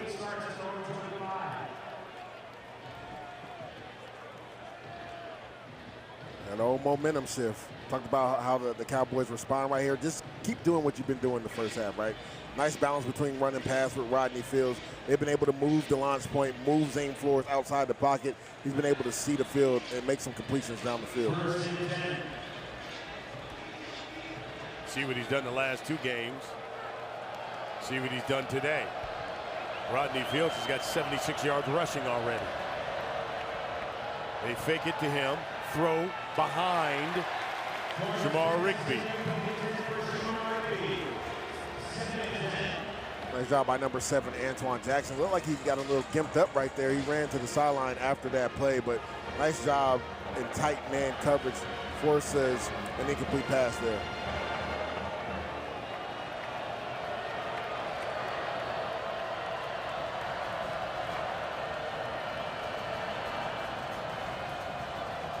Cowboys with trips, the bottom of your screen. Inside the Fields. He's popped after a pickup of 1. Rodney Lara. Nice job by number 20 in the middle of your screen, Lewis Carter. Watch him diagnose the play, get downhill, and help out on that tackle.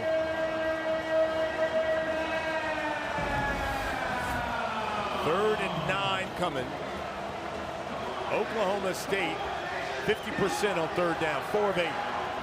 But where they've struggled is third and long in this scenario right here. Again, this is where they like to put number 0 in the middle over the center to dictate the protection to go 5 one-on-ones. Flores throwing to the outside. High point and caught by Terrell Davis. Terrell Davis, what a catch. I think it's incomplete though. Oh, you talk about high point and go get it. That's the thing, it's hard to see. Did that right foot get in? Let's see. No. It's nice tight coverage right there by number 29, Jaden Bellamy. You want to use the sideline as an extra defender. He does a nice job pushing him towards the sideline. Terrell Davis, nice catch, but isn't able to get that right foot in bounds. Wes Paul will have to punt it away. Antoine Jackson. Once again, he calls for the fair catch.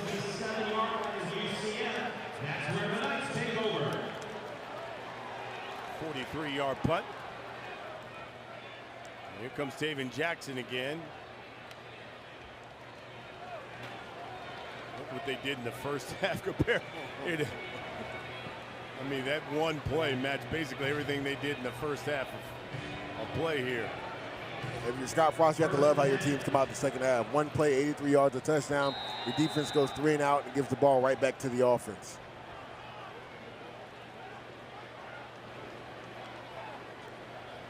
Here's Montgomery, and he is wrapped up behind the line of scrimmage. Some nice job by number 87, Deshaun Brown. Right here, disengaging off the block. But that's another play right there.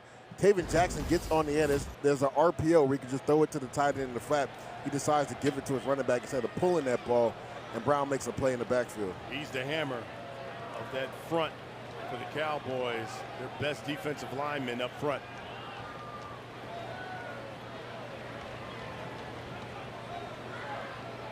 Jackson, that's complete to DJ Black.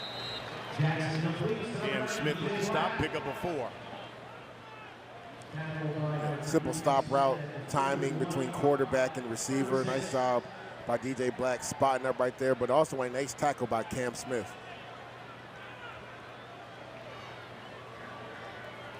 Empty set for Jackson.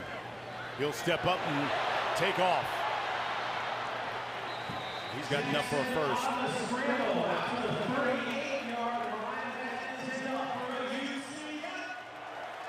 And you want to see a little bit more of this from Taven Jackson, right? He scans, doesn't like what he sees down the field. Be decisive. If you're going to take off and run, just be decisive about it. Does a nice job on third down, knowing where the first down marker is, and just getting enough to get that first down. Athleticism runs in the family. His brother, Trace Jackson Davis, of course, plays for the Golden State. His father played cornerback at Washington State.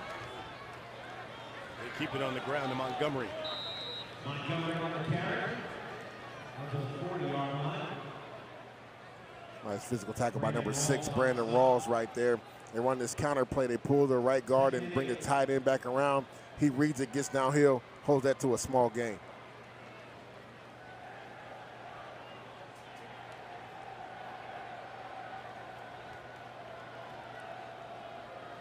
Knights are looking at 2nd and 8 from their own 40. That's the speedy Thomas. Brought down at the 45. And they'll line him up everywhere because you saw right there he was in the backfield. They motioned him out. They just want to get it to him in space right there. A little bit of an inaccurate pass. He had to reach back to get that ball. Kind of threw off the timing of the blockers with the screenplay, but you still get positive. You get positive gain right there. Davie Belfort has come in. He's usually the wildcat quarterback. Generally, it's a run. And he'll keep it. Pick up maybe a yard or two.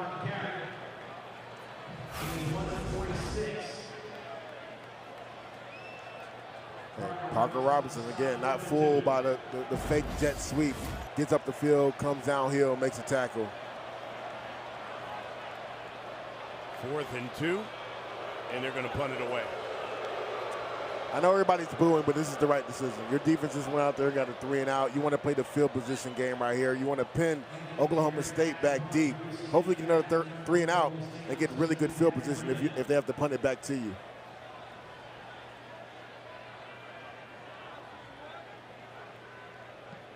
Flag. Freeman calls for the fair catch.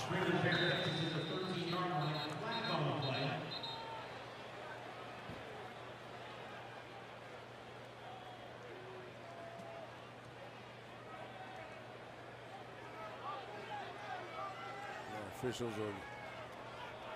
will talk with Coach Meacham.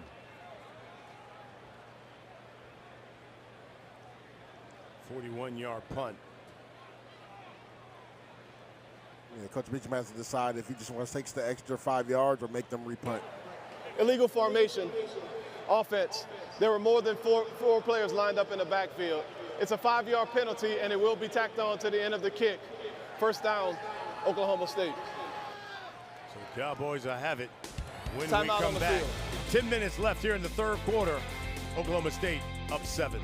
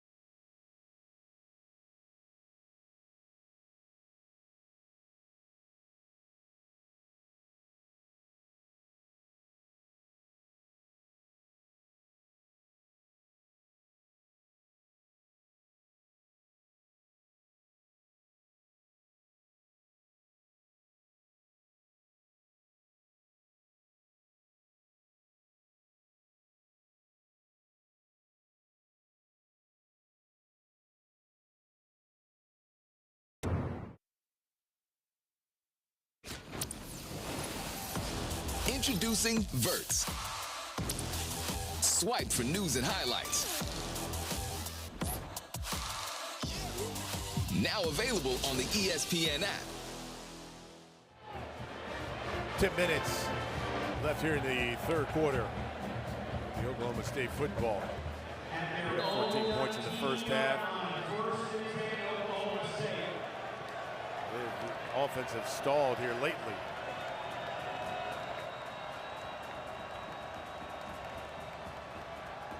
Flores throwing too high.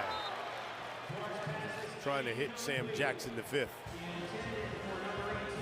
Try to go up one hand and come down with that. And if you're Zane Flores, you got to put a little touch on that pass to get it over that safety. Puts a little bit too much on that, and Sam Jackson isn't able to climb the ladder and come down with the football.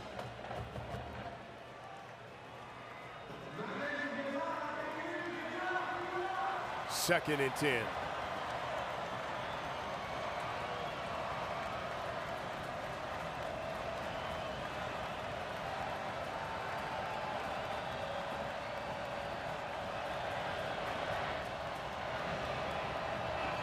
Flores will keep it and brought down.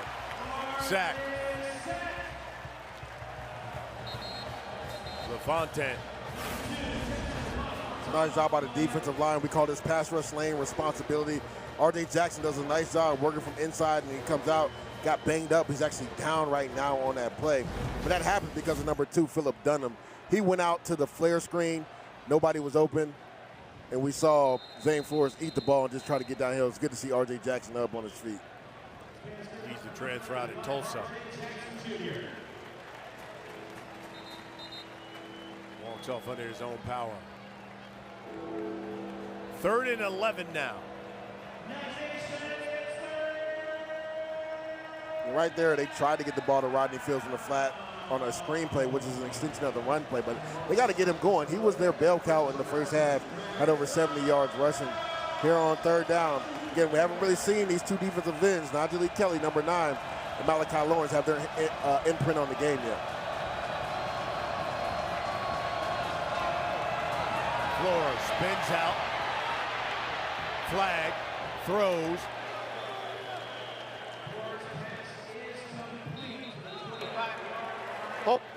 Number offense. The penalty is declined. The result of the play is a 4th down. That's Grayson Brusso, the tight end. Yeah, and he was actually blocking number 51, Malachi Lawrence, who caused that hold to happen. But either way, the pass was short of the first down marker. Scott Frost decides to decline it. Knights get off the field again on 3rd down. You're going to see Malachi to the right side. He's one-on-one with number 85, Grayson Brusso. And right there, letting the ref know, hey, man, this guy's got a little bit of cloth. Go ahead and throw the flag. Able to help the Knights get off the field on 3rd down. Ron Jackson catches it at his own 35, breaks it wild tackle, and across midfield.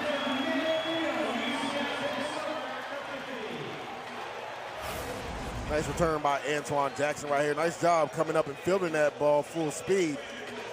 It's about 12, 11 yards there. And we talked about this. Everybody was moaning in the crowd about them punting the ball on 4th down. But this is why you do it. Your defense goes 3 and out, and now you're right at the 50-yard line in good field position. Not be surprised if they take a shot down the field. This is the area where Scott Frost likes to dial up a shot play down the field.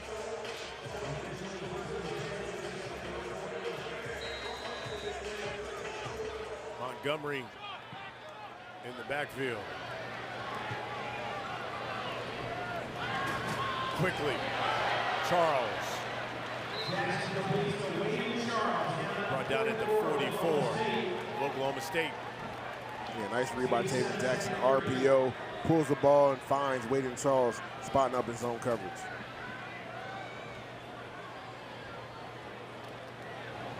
Cowboys show pressure. Montgomery up the middle, close to a first down, about a yard shy. Clint Bowen on 2nd and short, he's not going to sit back. He did bring that pressure there. That's just a gritty run by Miles Montgomery to get positive yards. Ike Suina looking to stop Oklahoma State.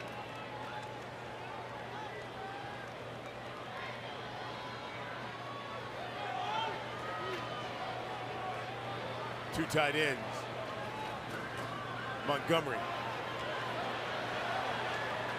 He's right there at that first down marker.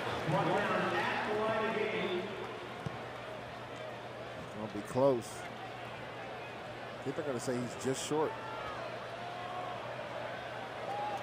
Nice job by Ike again right there, disengaging. Clint Bowen sends some pressure. They slant the defensive line. Nice knockback by the Cowboys defense.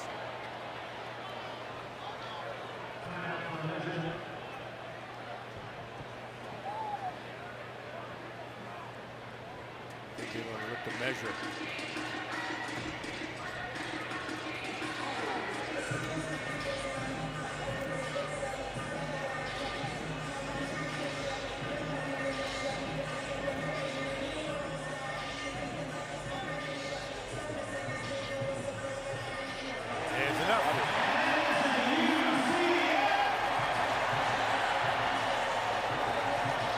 Because Miles Montgomery was fired up. Because there was nothing there. He essentially did that by himself. There was a nice job by the Pokes defensive line getting knocked back right there. Wasn't much space for him, but he's able to get just enough to pick up that first down. Drive continues.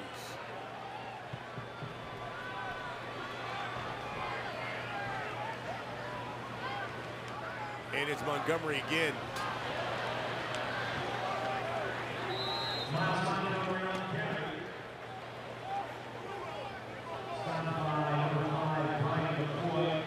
Montgomery now with over 60 yards rushing. Nice tough 4-yard run right there. Number 80, Max Drag, had a nice block on the edge to spring Montgomery free for those 4 yards. Couple of tight ends here for the Knights.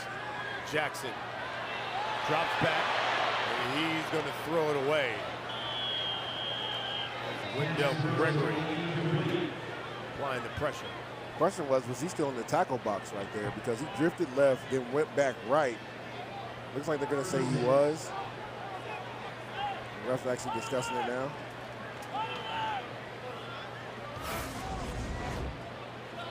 If you look at it from the end zone copy, see drifts left, drifts back right. I think he just got out the tackle box. And threw it past the line of scrimmage. Correct.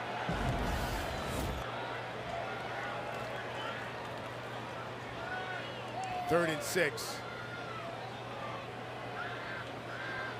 Jackson, under pressure sack. Gregory again. Leads all FBS freshmen in tackles for loss. You see why. He's their most gifted defensive lineman. You see him right there on Paul Rubo, number 69. We call this a ghost rush. You show the hand and you dip up under it. Look at the lean from number 4, Wendell Gregory. Week 1 had 3 sacks, which tied Alden Smith's freshman record for most sacks in the game by a Big 12 freshman. Nice job right there on third down, using that ghost move and athletic ability to dip under the punch and collect that sack.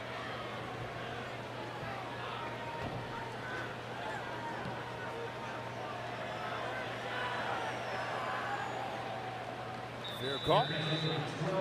Royal Capel. A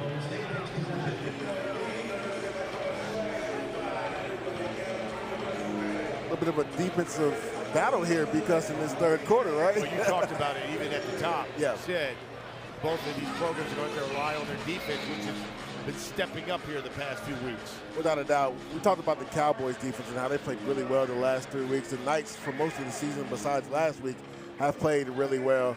But it's just been 3 and out after 3 and out in this third quarter, and something that we kind of expected in the beginning of the game.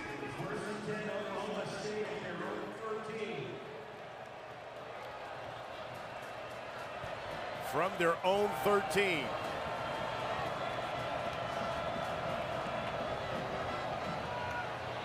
Fields. That's a 3-yard pickup.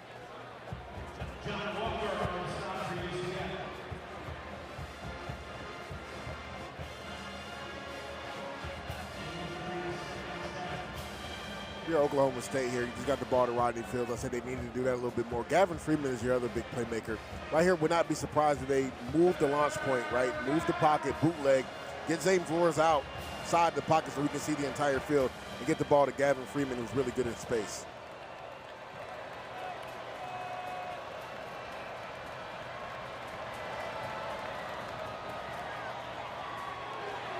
Fields driven back. Philip Dunham was the first guy to meet him. See number 20 right in the middle. Shock said, get off the block. What a play by number 20, Lewis Carter, who's one of the better defensive players on this defense, has really good instincts, knows how to slip blocks, but he does a nice job engaging the guard, getting off that block, and holding that to a small gain. Cowboys now 4 of 10. So long ago we were talking about their 50%. Yeah. Now 4 of 10 on third down. Yeah, really struggled to get in a rhythm in this second half.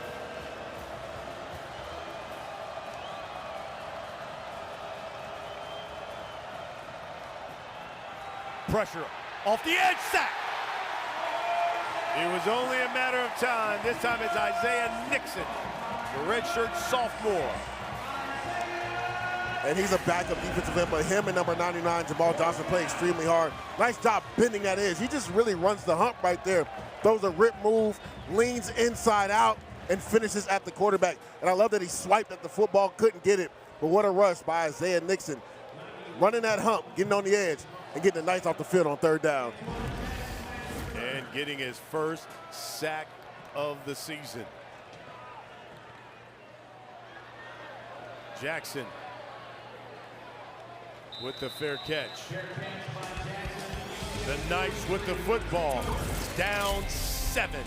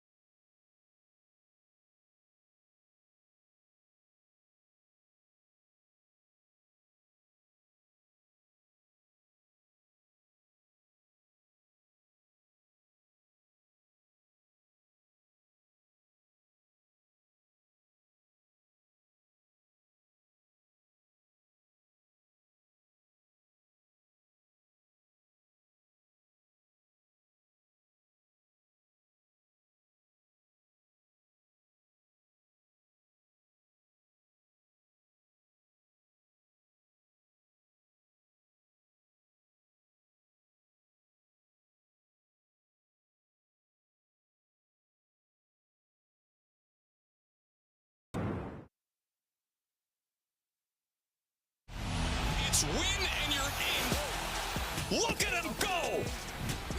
And he did not get there. The Big 12 championship.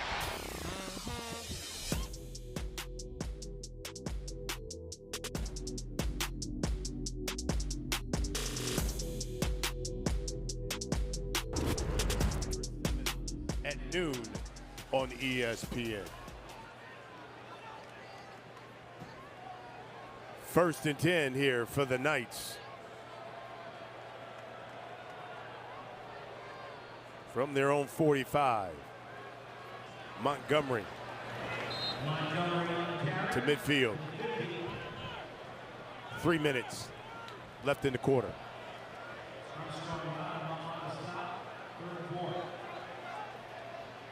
Make that third down. And for this to potentially be 2-down territory, if they're able to get 2 or 3 yards here, I think Scott Frost will be aggressive and go for it on 4th down, especially the way his defense has come out the second half.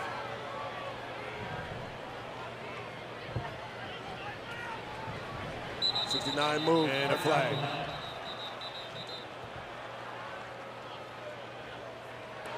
False start. Number 69, offense. 5-yard penalty, 3rd down. It's like a broken record. Pre-snap penalties. It's what's plagued them. And that's your senior, right? 6-year senior who's been an ambassador here at UCF. Yeah. Paul Rubelt, who's played a lot of football. You just don't expect that from a veteran guy like that. And this is what has hurt them and plagued them, right? You go from 3rd and 4 to now 3rd and 9. It's a totally different play call as far as how aggressive you want to be here. If you're Taven Jackson, you just got to take care of the football. UCF takes their first charge timeout of the half, 30 seconds in late. 5 penalties for the Knights for 27 yards, but you know, the defense certainly has been the story thus far. It's something that you know a lot about since you played it, and one of the things that you talked about. Yeah, we talked about that in the intro. We thought this would be a defensive battle, and you said, how can each team win? I said, both of these defenses have to show up, and they've showed up and showed out. Talk about the takeaways. Oklahoma State has had 2. UCF hasn't gotten one yet. But you see it right there, 2 sacks from each team, 9 total tackles for loss. This has been a defensive-centric game so far, which was kind of what we expected. The thing is, who on offense is going to be able to make it a play to get their team over the hump at the end of this game?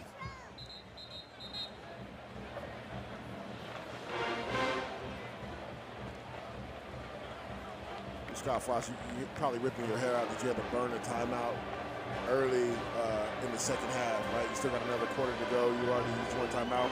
We're 3rd and 4. You jump off sides. Not only do you jump off side, now you have to burn a timeout in back-to-back plays.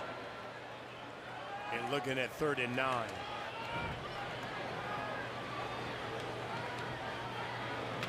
Jackson will step up and will take off.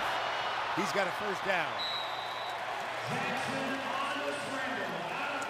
Love what Scott Frost did. He removed the back, which removed the linebacker, so it's a 4-man rush. And nice job by Taven Jackson. Once you see that the defense is out of there, he's decisive with his legs. We talked about this because I want to see him do more of this. Be decisive. You scan, you don't like what you see, you're mobile enough to make some plays with your legs, and he picks up a big 3rd down right there.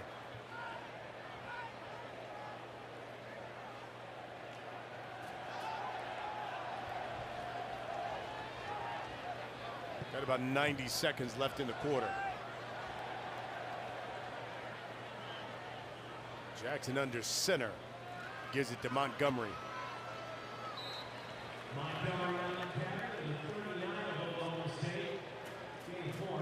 That's 4-yard pickup. Again, that's what Miles Montgomery provides, right? The grittiness, the toughness, right? They've missed that the last game and a half. A guy that can pick up the gritty yards. We saw him pick up a gritty 4th and 1 carry earlier in this game. Just want to stay ahead of the chains right there. 4 yards, 2nd and 6, the whole playbook is open. Under a minute.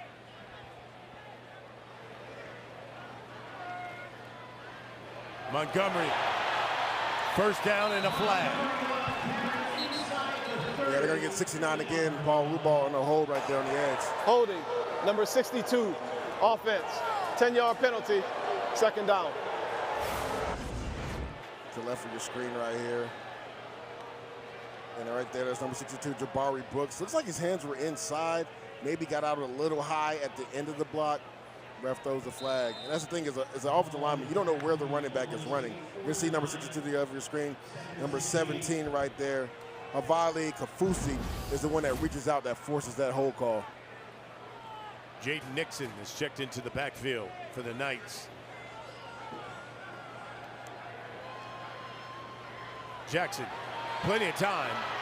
Now rolls right, reverses, and throws it away. How he got out of the grasp of Armstrong Nottom. That was a Houdini-type act he got away. Yeah, I don't know how he got out of this one, but that was a heck of a job by Taven Jackson to be able to just get out of that tackle and throw that football away. Seems like Nottingham had him wrapped up, but he's able to throw the football away. 3rd and 16 now.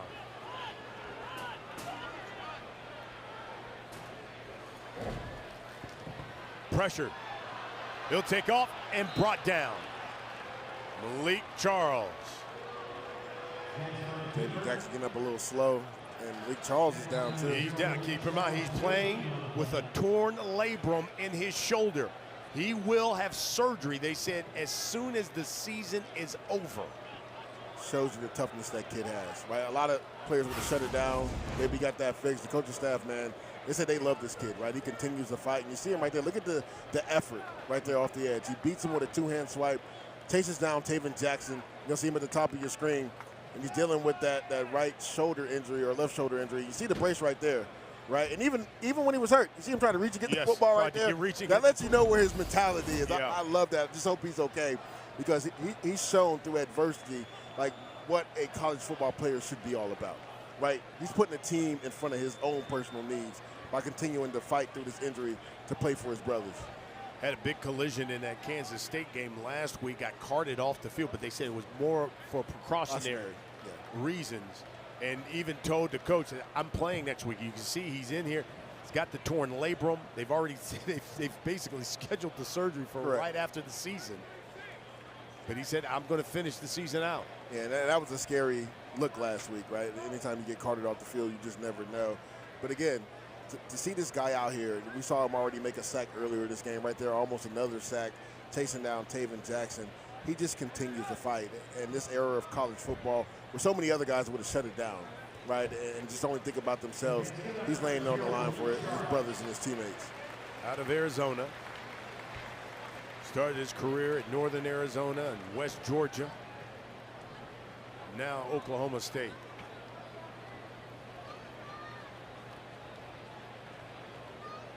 Yeah, just love his toughness, man. Like, again, hoping he's all right. You talked about it was a scary situation last week when he got carted off, even though it was precautionary. You can tell he's clearly in pain, right? Grimacing every step he takes. But you just love the mental fortitude and the mental toughness and physical toughness of this kid.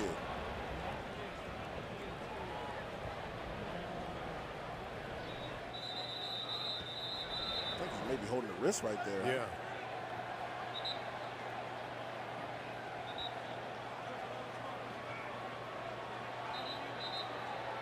But got to give some love to Clint Bowen, because Taven Jackson has really struggled with these simulated pressures where they look like they bring in pressure, they drop the end, and they rush one of those linebackers up the middle. This is the end of the third quarter. Well, we played 3 here in Orlando. 4th quarter coming. Knights down 7.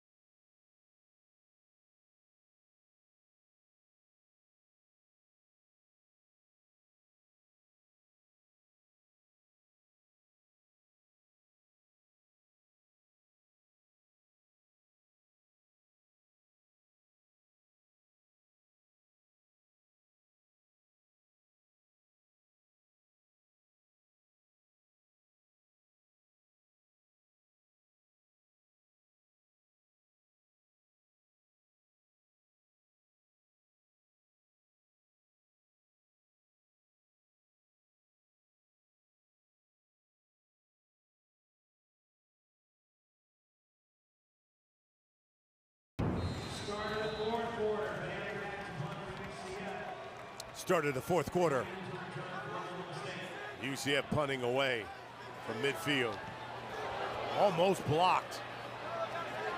Freeman from inside his own 10. You know, we talked about Oklahoma State. Their last victory came their season opener. They've lost 9 straight. Well, for UCF, their last win came mid-October here against West Virginia, where they put up a dominating performance offensively and defensively. Yeah, probably their best complete game of the season versus West Virginia. The defense was stifling. The offense got the ball going down the field. Had a heartbreak loss to Houston after that, and Texas Tech, another tough loss on the road. So if you're Scott Frost, just like Oklahoma State, you need to get into that win column.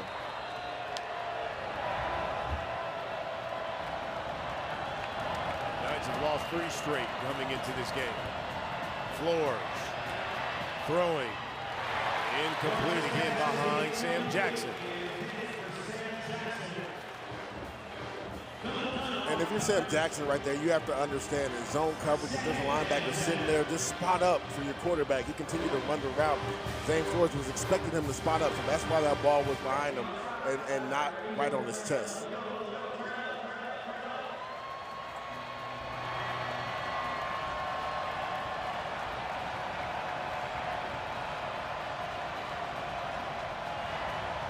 They'll put it on the ground this time.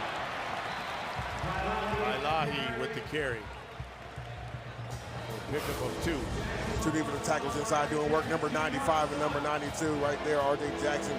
You see Lewis Carter coming downhill off the edge. That's a nice job by the 2 defensive tackles. They stunned them, got off the block, and made plays.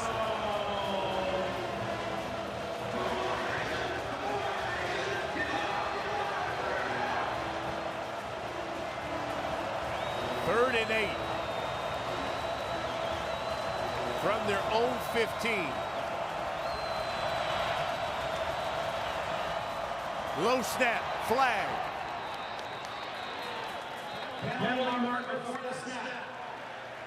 Got movement, I believe, before the snap.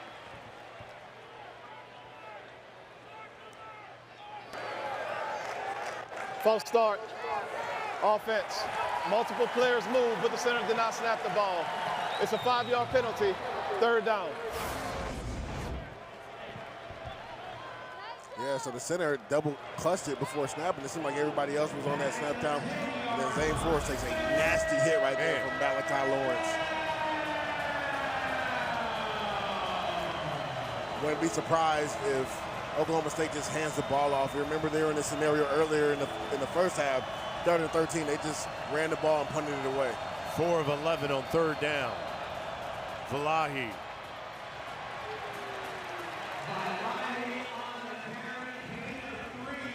For maybe 3.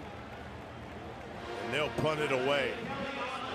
Getting a little testy out there between O-line and D-line. But yeah, right there, Kevin Johns, just like he did in the first half, 3rd and 13, backed up, don't want to put the ball in harm's way. You're going to play to your defense, who's played really well, hand the ball off, and just punt it away. Last 3 drives, all have been punts for Oklahoma State. Yeah. But adversely, besides that one play for 83 yards, the first play of the second half, Oklahoma State's defense has done really well, too. Here's Antoine Jackson. Cuts back, breaks the tackle, got the midfield, and finally brought down at the 45 of Oklahoma State. Oh, the Knights are in good field position, down 7 here in the 4th quarter.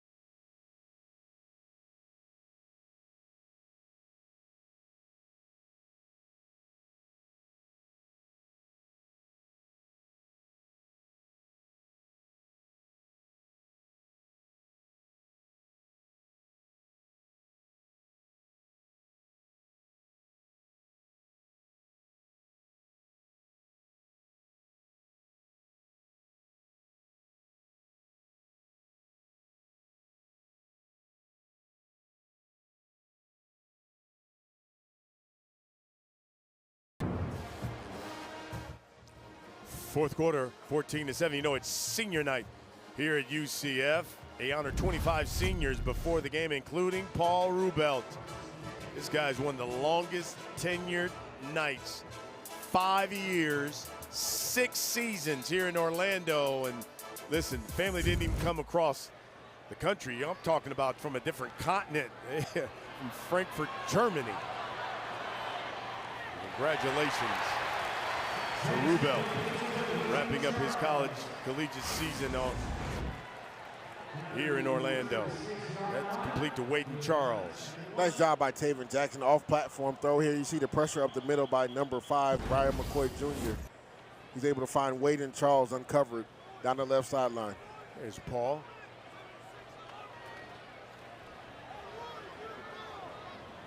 Six seasons here at UCF.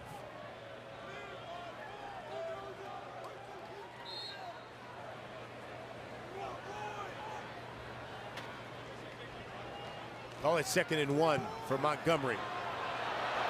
Gets the edge, cuts back, there's a flag.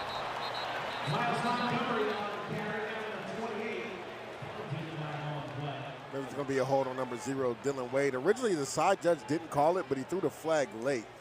He was blocking number 8, Parker Robertson. Holding, number 0, offense, 10-yard penalty, 2nd down. And again, it's tough if you're Dylan Wade. You're out here on the edge. We're going to see this right here. You don't know where the running back is. Now, if he had those hands inside, he might have been good. But you see that left hand, it got outside and on the back of Parker Robertson's jersey. Ref's going to call that every single time. Yeah, Cravon Barrett has been big. That brother's been busy. He's gotten his money. It's a lot of TV time today. Jackson on the run, throws across the middle of the field. And that is dangerous. And that's a cardinal sin. They teach quarterbacks when they're younger. Never throw it back across your body. He's rolling to the right. So for you to get enough, velocity on the ball, you have to square up. He wasn't able to square up, and that ball just literally floated like a lollipop. Very dangerous throw from Taven Jackson right there. He's looking at Dylan Wade, who began the second half with that 83-yard touchdown catch. So it's 3rd and 11.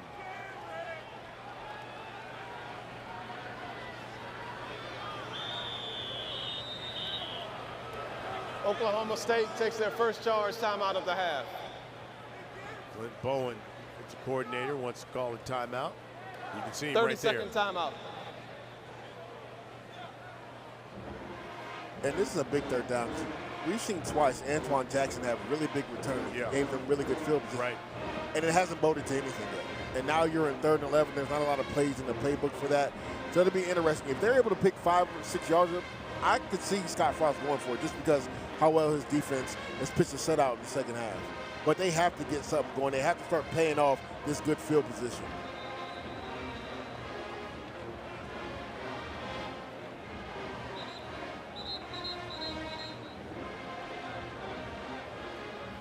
This is Clint Bowen's first season as defensive coordinator at Oklahoma State. The interesting thing for him was he kind of flipped. He was offense and then went to defense. Yeah. So he's defensive by trade, right? That's where he built his career. Even at KU, he was the intern coach as a defensive coach. But since he's taken over, this defense has played really well. Pressure.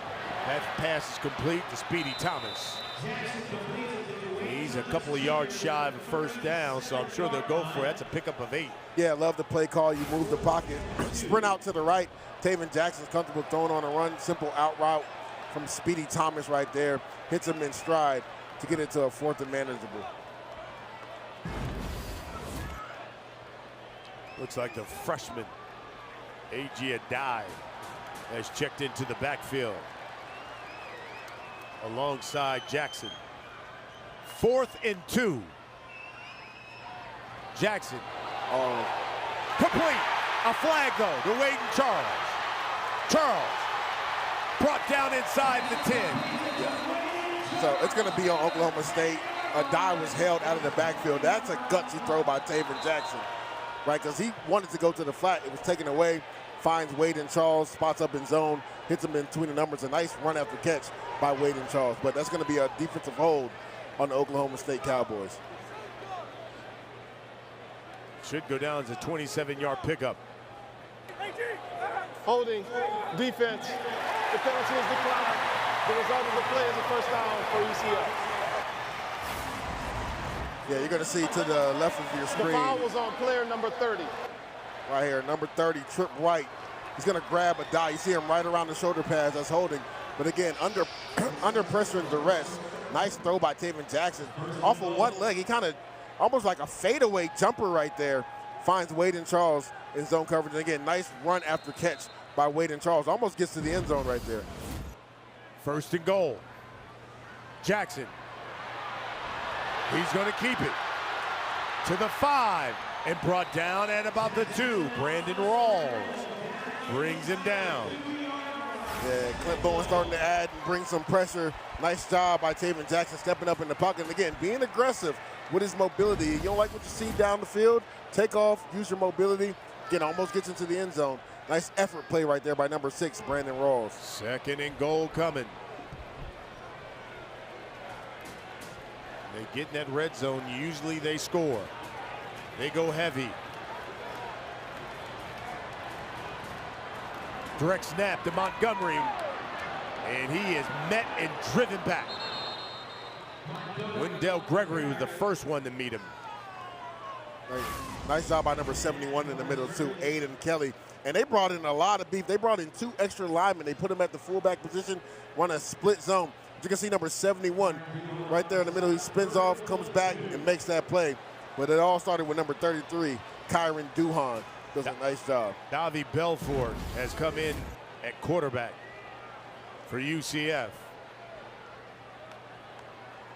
And you generally see him on run plays.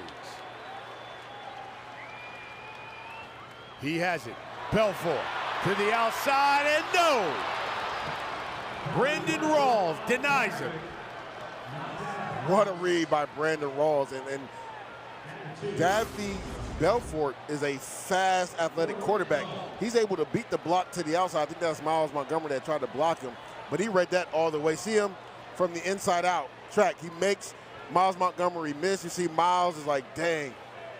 Nice job by Brandon Rawls right there to get that tackle for loss. Okay, so here comes Taven Jackson now. We're looking at 4th and goal. From the 3, Jackson. He's going to throw it. Got to be a wide open touchdown.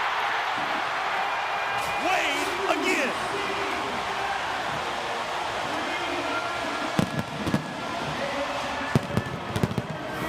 Scott Frost dialing it up. We call this a throwback. Nice job by Dylan Wade. He sells the block as if he's blocking downhill, then comes across on a drag route, gets dropped in zone coverage.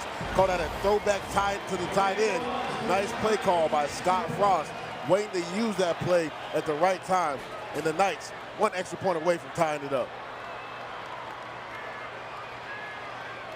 Noe Ruelas in for the extra point. We are all tied up here at the bounce house, Dylan Wade bluffing like he's blocking, comes across, easy throw for Taven Jackson. The Knights tie up the game.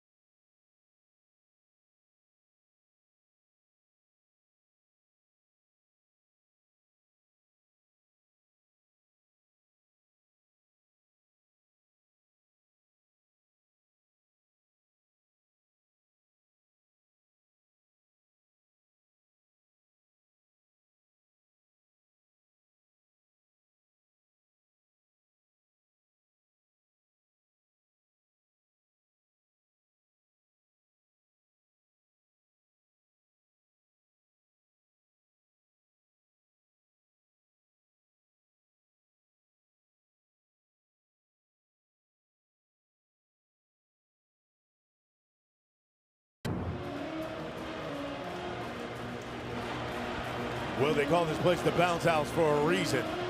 And the Knights have just tied up this game. 8 plays, 45 yards. They converted 2 4th downs, Leger. That's happened. Jackson. He's Jackson wide just open. more comfortable. Dylan Wade. Good things happen when you get him the ball, right? Got a reception right there for a touchdown, and right here, he bluffs like he's blocking, and it comes across on a simple drag route.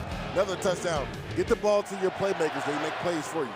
Dylan Wade with 2 touchdown catches. We're all tied up at 14 here in the 4th quarter. Knights have lost 3 straight. Oklahoma State has lost 9 in a row. Yeah, both of these teams really reeling for a win. And we talked about it in the beginning. This is a defensive battle, right? Now, whose defense is going to make that game-changing play, right, could determine who ends up winning this game. Protecting the ball will be of paramount right now in the end of this 4th quarter.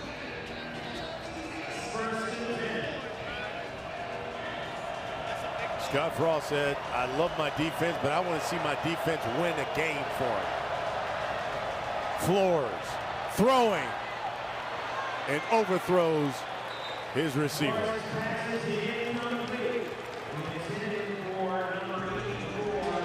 Maltral Lopez was the intended receiver. You can see what the Knight defense has done. They've given up 14 points, but the second half, man, have they been stingy. 10 yards. That's what they're giving up the whole second half. Isn't that something? 4 straight 3-and-outs. They have been dominant in the second half. We talked about it when we met with Scott Frost. He said, I want my defense to go out and win them a game, giving them an opportunity to win this game today. Here's Freeman. Spins off a Knight. He's got enough for a first down. I love the play design right there, right? You got a jet sweep to order motion to counter play for your receiver. That's not a running back. That's a receiver running that. They run the counter play off the jet sweep. That's nice play design by Kevin Johns right there. A lot of eye candy, and they bring it back in a traditional counter play. This guy's got all kind of history there at Oklahoma. His grandfather played football at Oklahoma State. His father played football at Oklahoma. Here's Fields. He ran into a hammer. Lewis Carter. I mean, leading tackler. Playing like the best defensive player on this team today. Look at him. Read, react, get downhill, meet Rodney Fields right in the middle. And you see him fired up, right? He's been lights out today from the middle linebacker position. Under 8 minutes left in this game.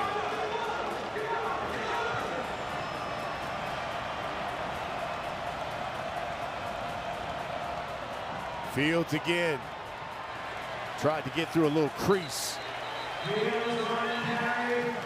Driven back. Pick up a 3.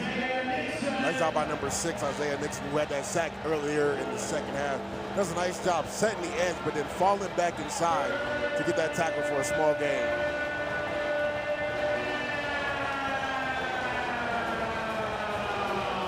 Third and 6.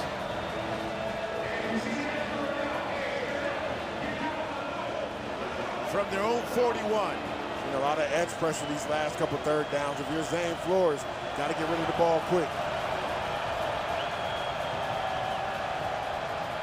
Flores throws incomplete. DJ Bell in coverage.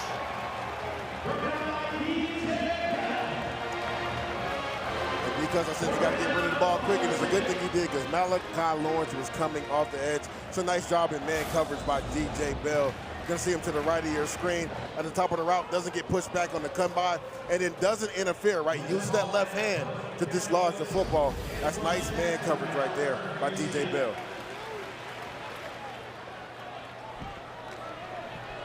You can see Coach Meacham. That was just he a really was all over play. He said he's all over my man. Antoine Jackson. Did I hit a player? It will roll out of bounds. They'll spot it at the 10. It will be Knight football We're all tied up at 14 here in Orlando.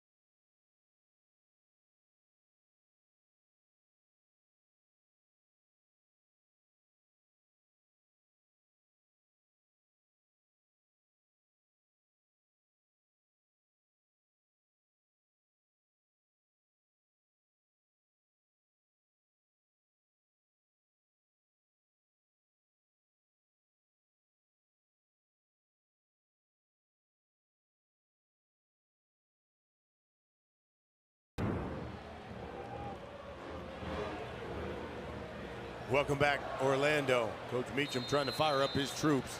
Knights with the football. 6:46 left in this game. Jackson throwing over the middle. He's got a man up the seam. Dylan Wade, what a game he's had. 2 touchdown catches and a huge catch there, a 50-yarder.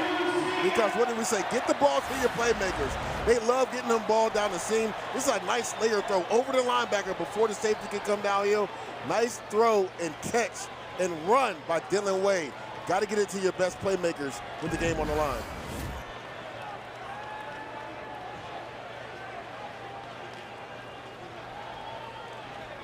Six minutes left. They've got 1st and 10 from the Cowboy 40.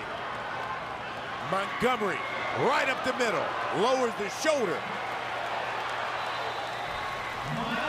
He's 2 yards shy of a first down.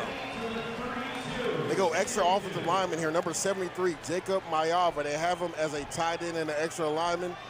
Watch him from the right side of your screen, and this was the play before on the punt return. Dodged a bullet. Yeah, Jakari Henderson, it goes off his helmet. And right there, Trip White has an opportunity to recover it. He doesn't. The ball goes out of bounds, and then you see the explosive play by Dylan Wade on the very next play.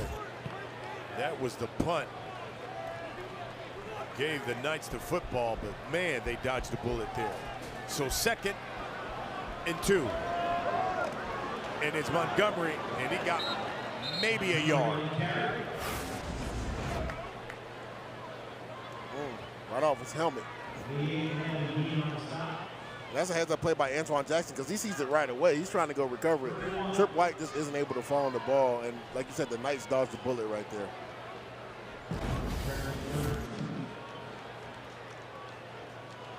Third down and 2.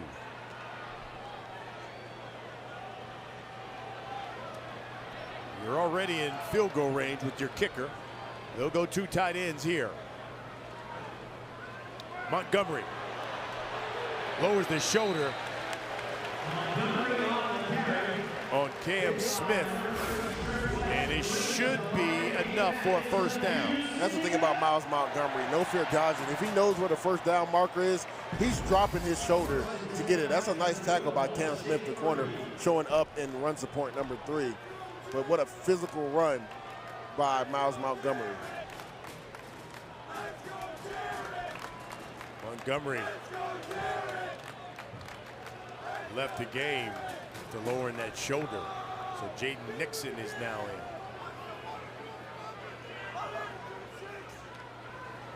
They fake it to Nixon, throw it to the outside. That's Wade Charles. There's the flag, though.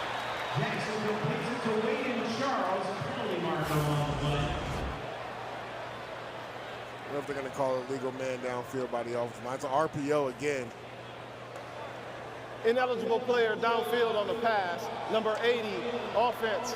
The tight end was covered up by a wide receiver on the line of scrimmage and went more than 3 yards downfield. It's a 5-yard penalty, first down.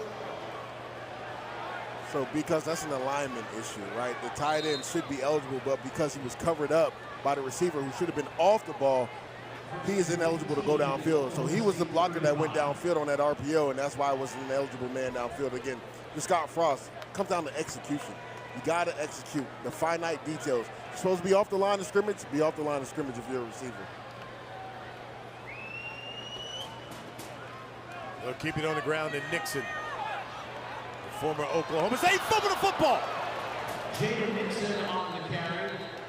And luckily, Johnny on the spot is Preston Cushman. It'd be interesting right tackle. See if the ground caused that fumble. Recovered by number 78 of the offense. It's second down. Ball was out. They ripped it again. They dodged another bullet, right? We saw that on the muff punt. And right there, same guy, Trip White. Same guy. Right there, ripped the football yes. away that time. It just isn't able to fall on it. Nice job by number 78, Preston Cushman. Johnny on the spot, falls on the ball.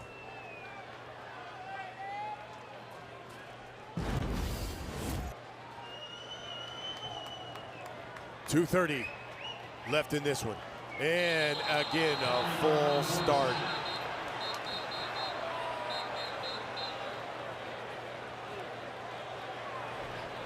So instead of 2nd and 9, probably what's 2nd and 14? Yep. False start, number 55, offense. 5-yard penalty, second down. And if you're Scott Frost, you know what really bugs you there? That stops the clock. Right, you're trying to salt this game away and potentially win it at the end. You're in the right outside the red zone, self-inflicted wounds. So many pre-snap penalties right there. And again, the center moves, and then the rest of the offensive line moves. He moves and doesn't even snap the ball. So again, it's about execution and those finite details. 2:33 left in this game. Nixon finds a crease. He's got a first down and brought down at the 20.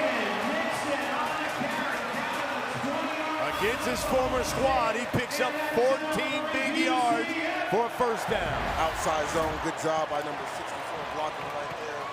Guard, Mimar, he does a nice job climbing to the second level on that outside zone. Nice job by Jaden Nixon. One cut, get downhill, picks up that first down on 2nd and forever.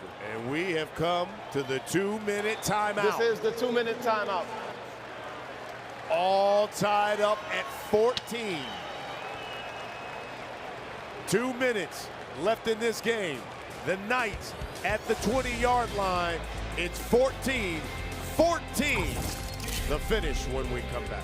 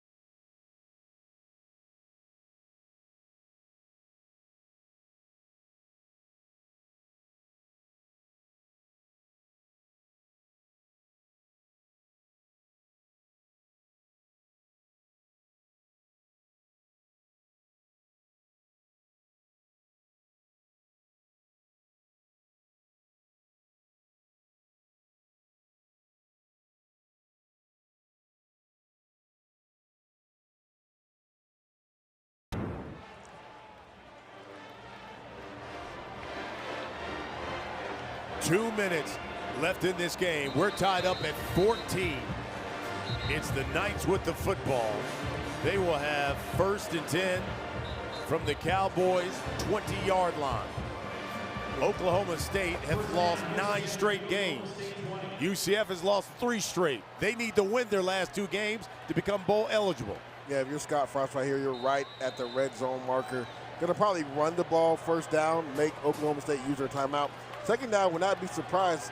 Run pass option for Taven Jackson, get him on the edge.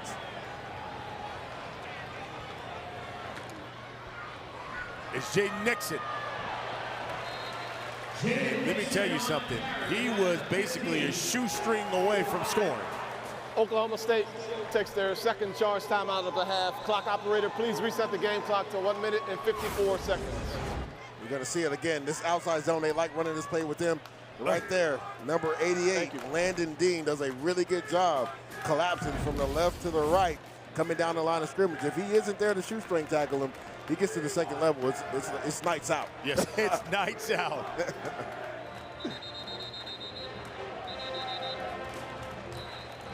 One timeout left for the Cowboys. The Knights have 2.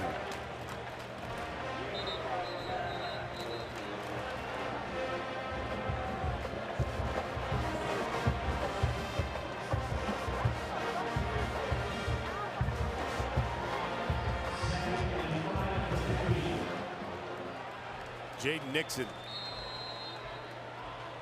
remains in the backfield.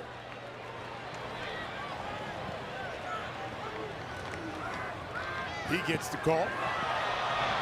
And he is tackled behind the line of scrimmage by who else? Parker Robertson. Oklahoma State takes their 3rd and final charge timeout of the half.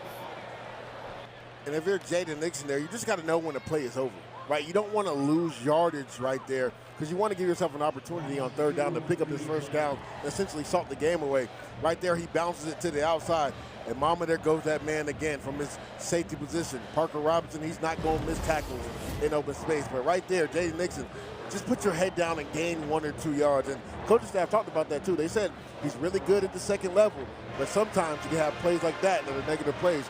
Right there, that was an inopportune time to have that. So the Cowboys, no more timeouts. It'll be 3rd and 7. Coming here for the Knights. Saw earlier in this game on 3rd down, we saw Scott Frost move the pocket, and we saw a sprint out, and we saw Taven Jackson hit Speedy Thomas to the outside for them to go for it on 4th down to pick up that 1st down. Remember, that guy held on that pass. Let's see if they move the pocket here and you give Taven Jackson an option. If nobody's open in the flat, use your mobility and take off.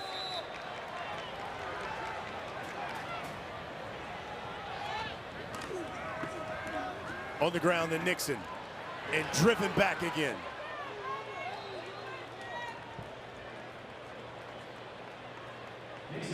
Clock will run down to about a minute. Scott Frost will call a timeout and bring the field goal unit on the field.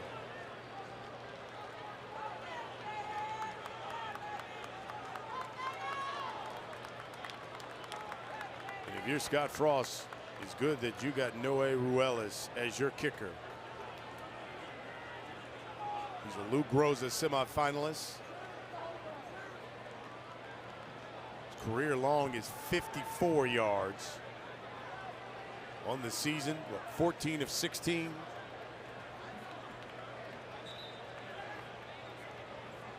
UCF takes their 2nd charge timeout of the half. 30 seconds in length.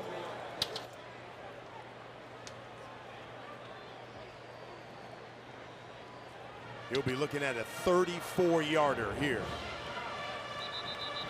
Talking to Scott Frost, he said he's been one of their better weapons this season.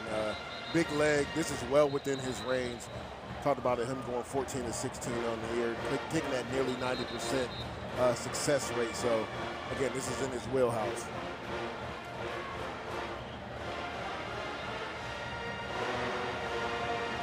Started his career at James Madison, UConn, now here at UCF. The senior for the lead. Anthony Veneri's the holder. Dalton Riggs, the snapper. And he's money.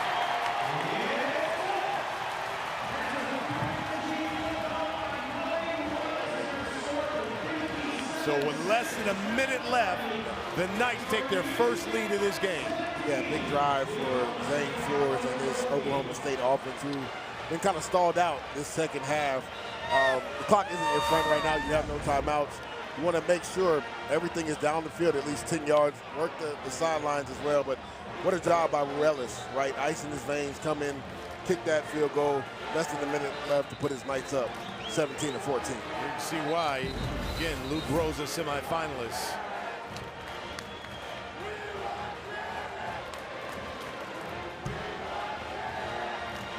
Now, if you're Cowboys, you were looking for a good return.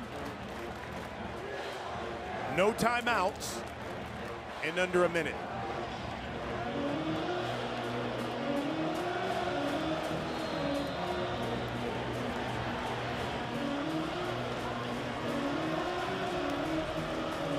Just the second meeting between these two programs. First meeting came 2 years ago, right here in this venue. UCF won 45-3.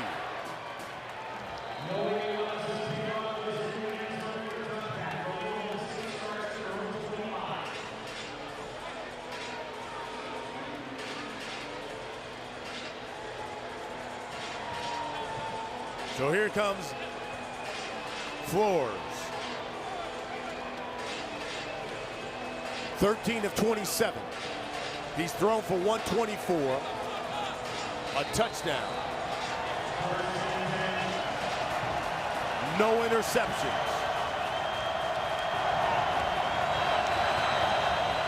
They've got to go 75 yards for a touchdown. Flores throwing to the outside. Intercepted! It's a pick six! Braden Marshall!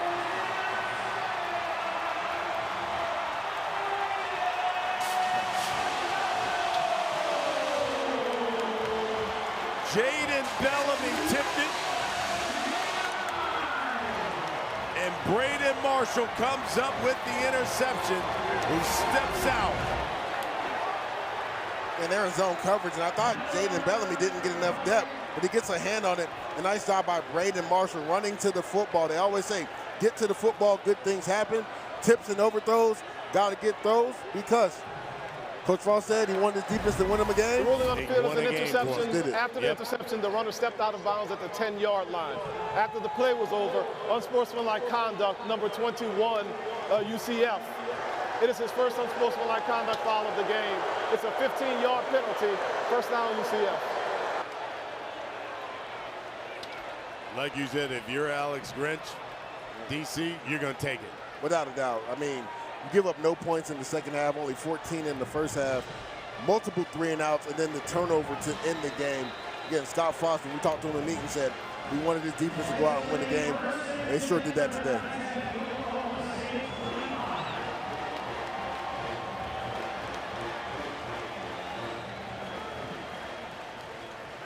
Well, the Knight defense pitched a shutout in the second half when it mattered.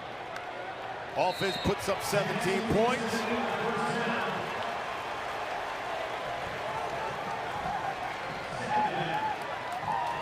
And unfortunately for Oklahoma State, the losing streak will now go to 10 straight games.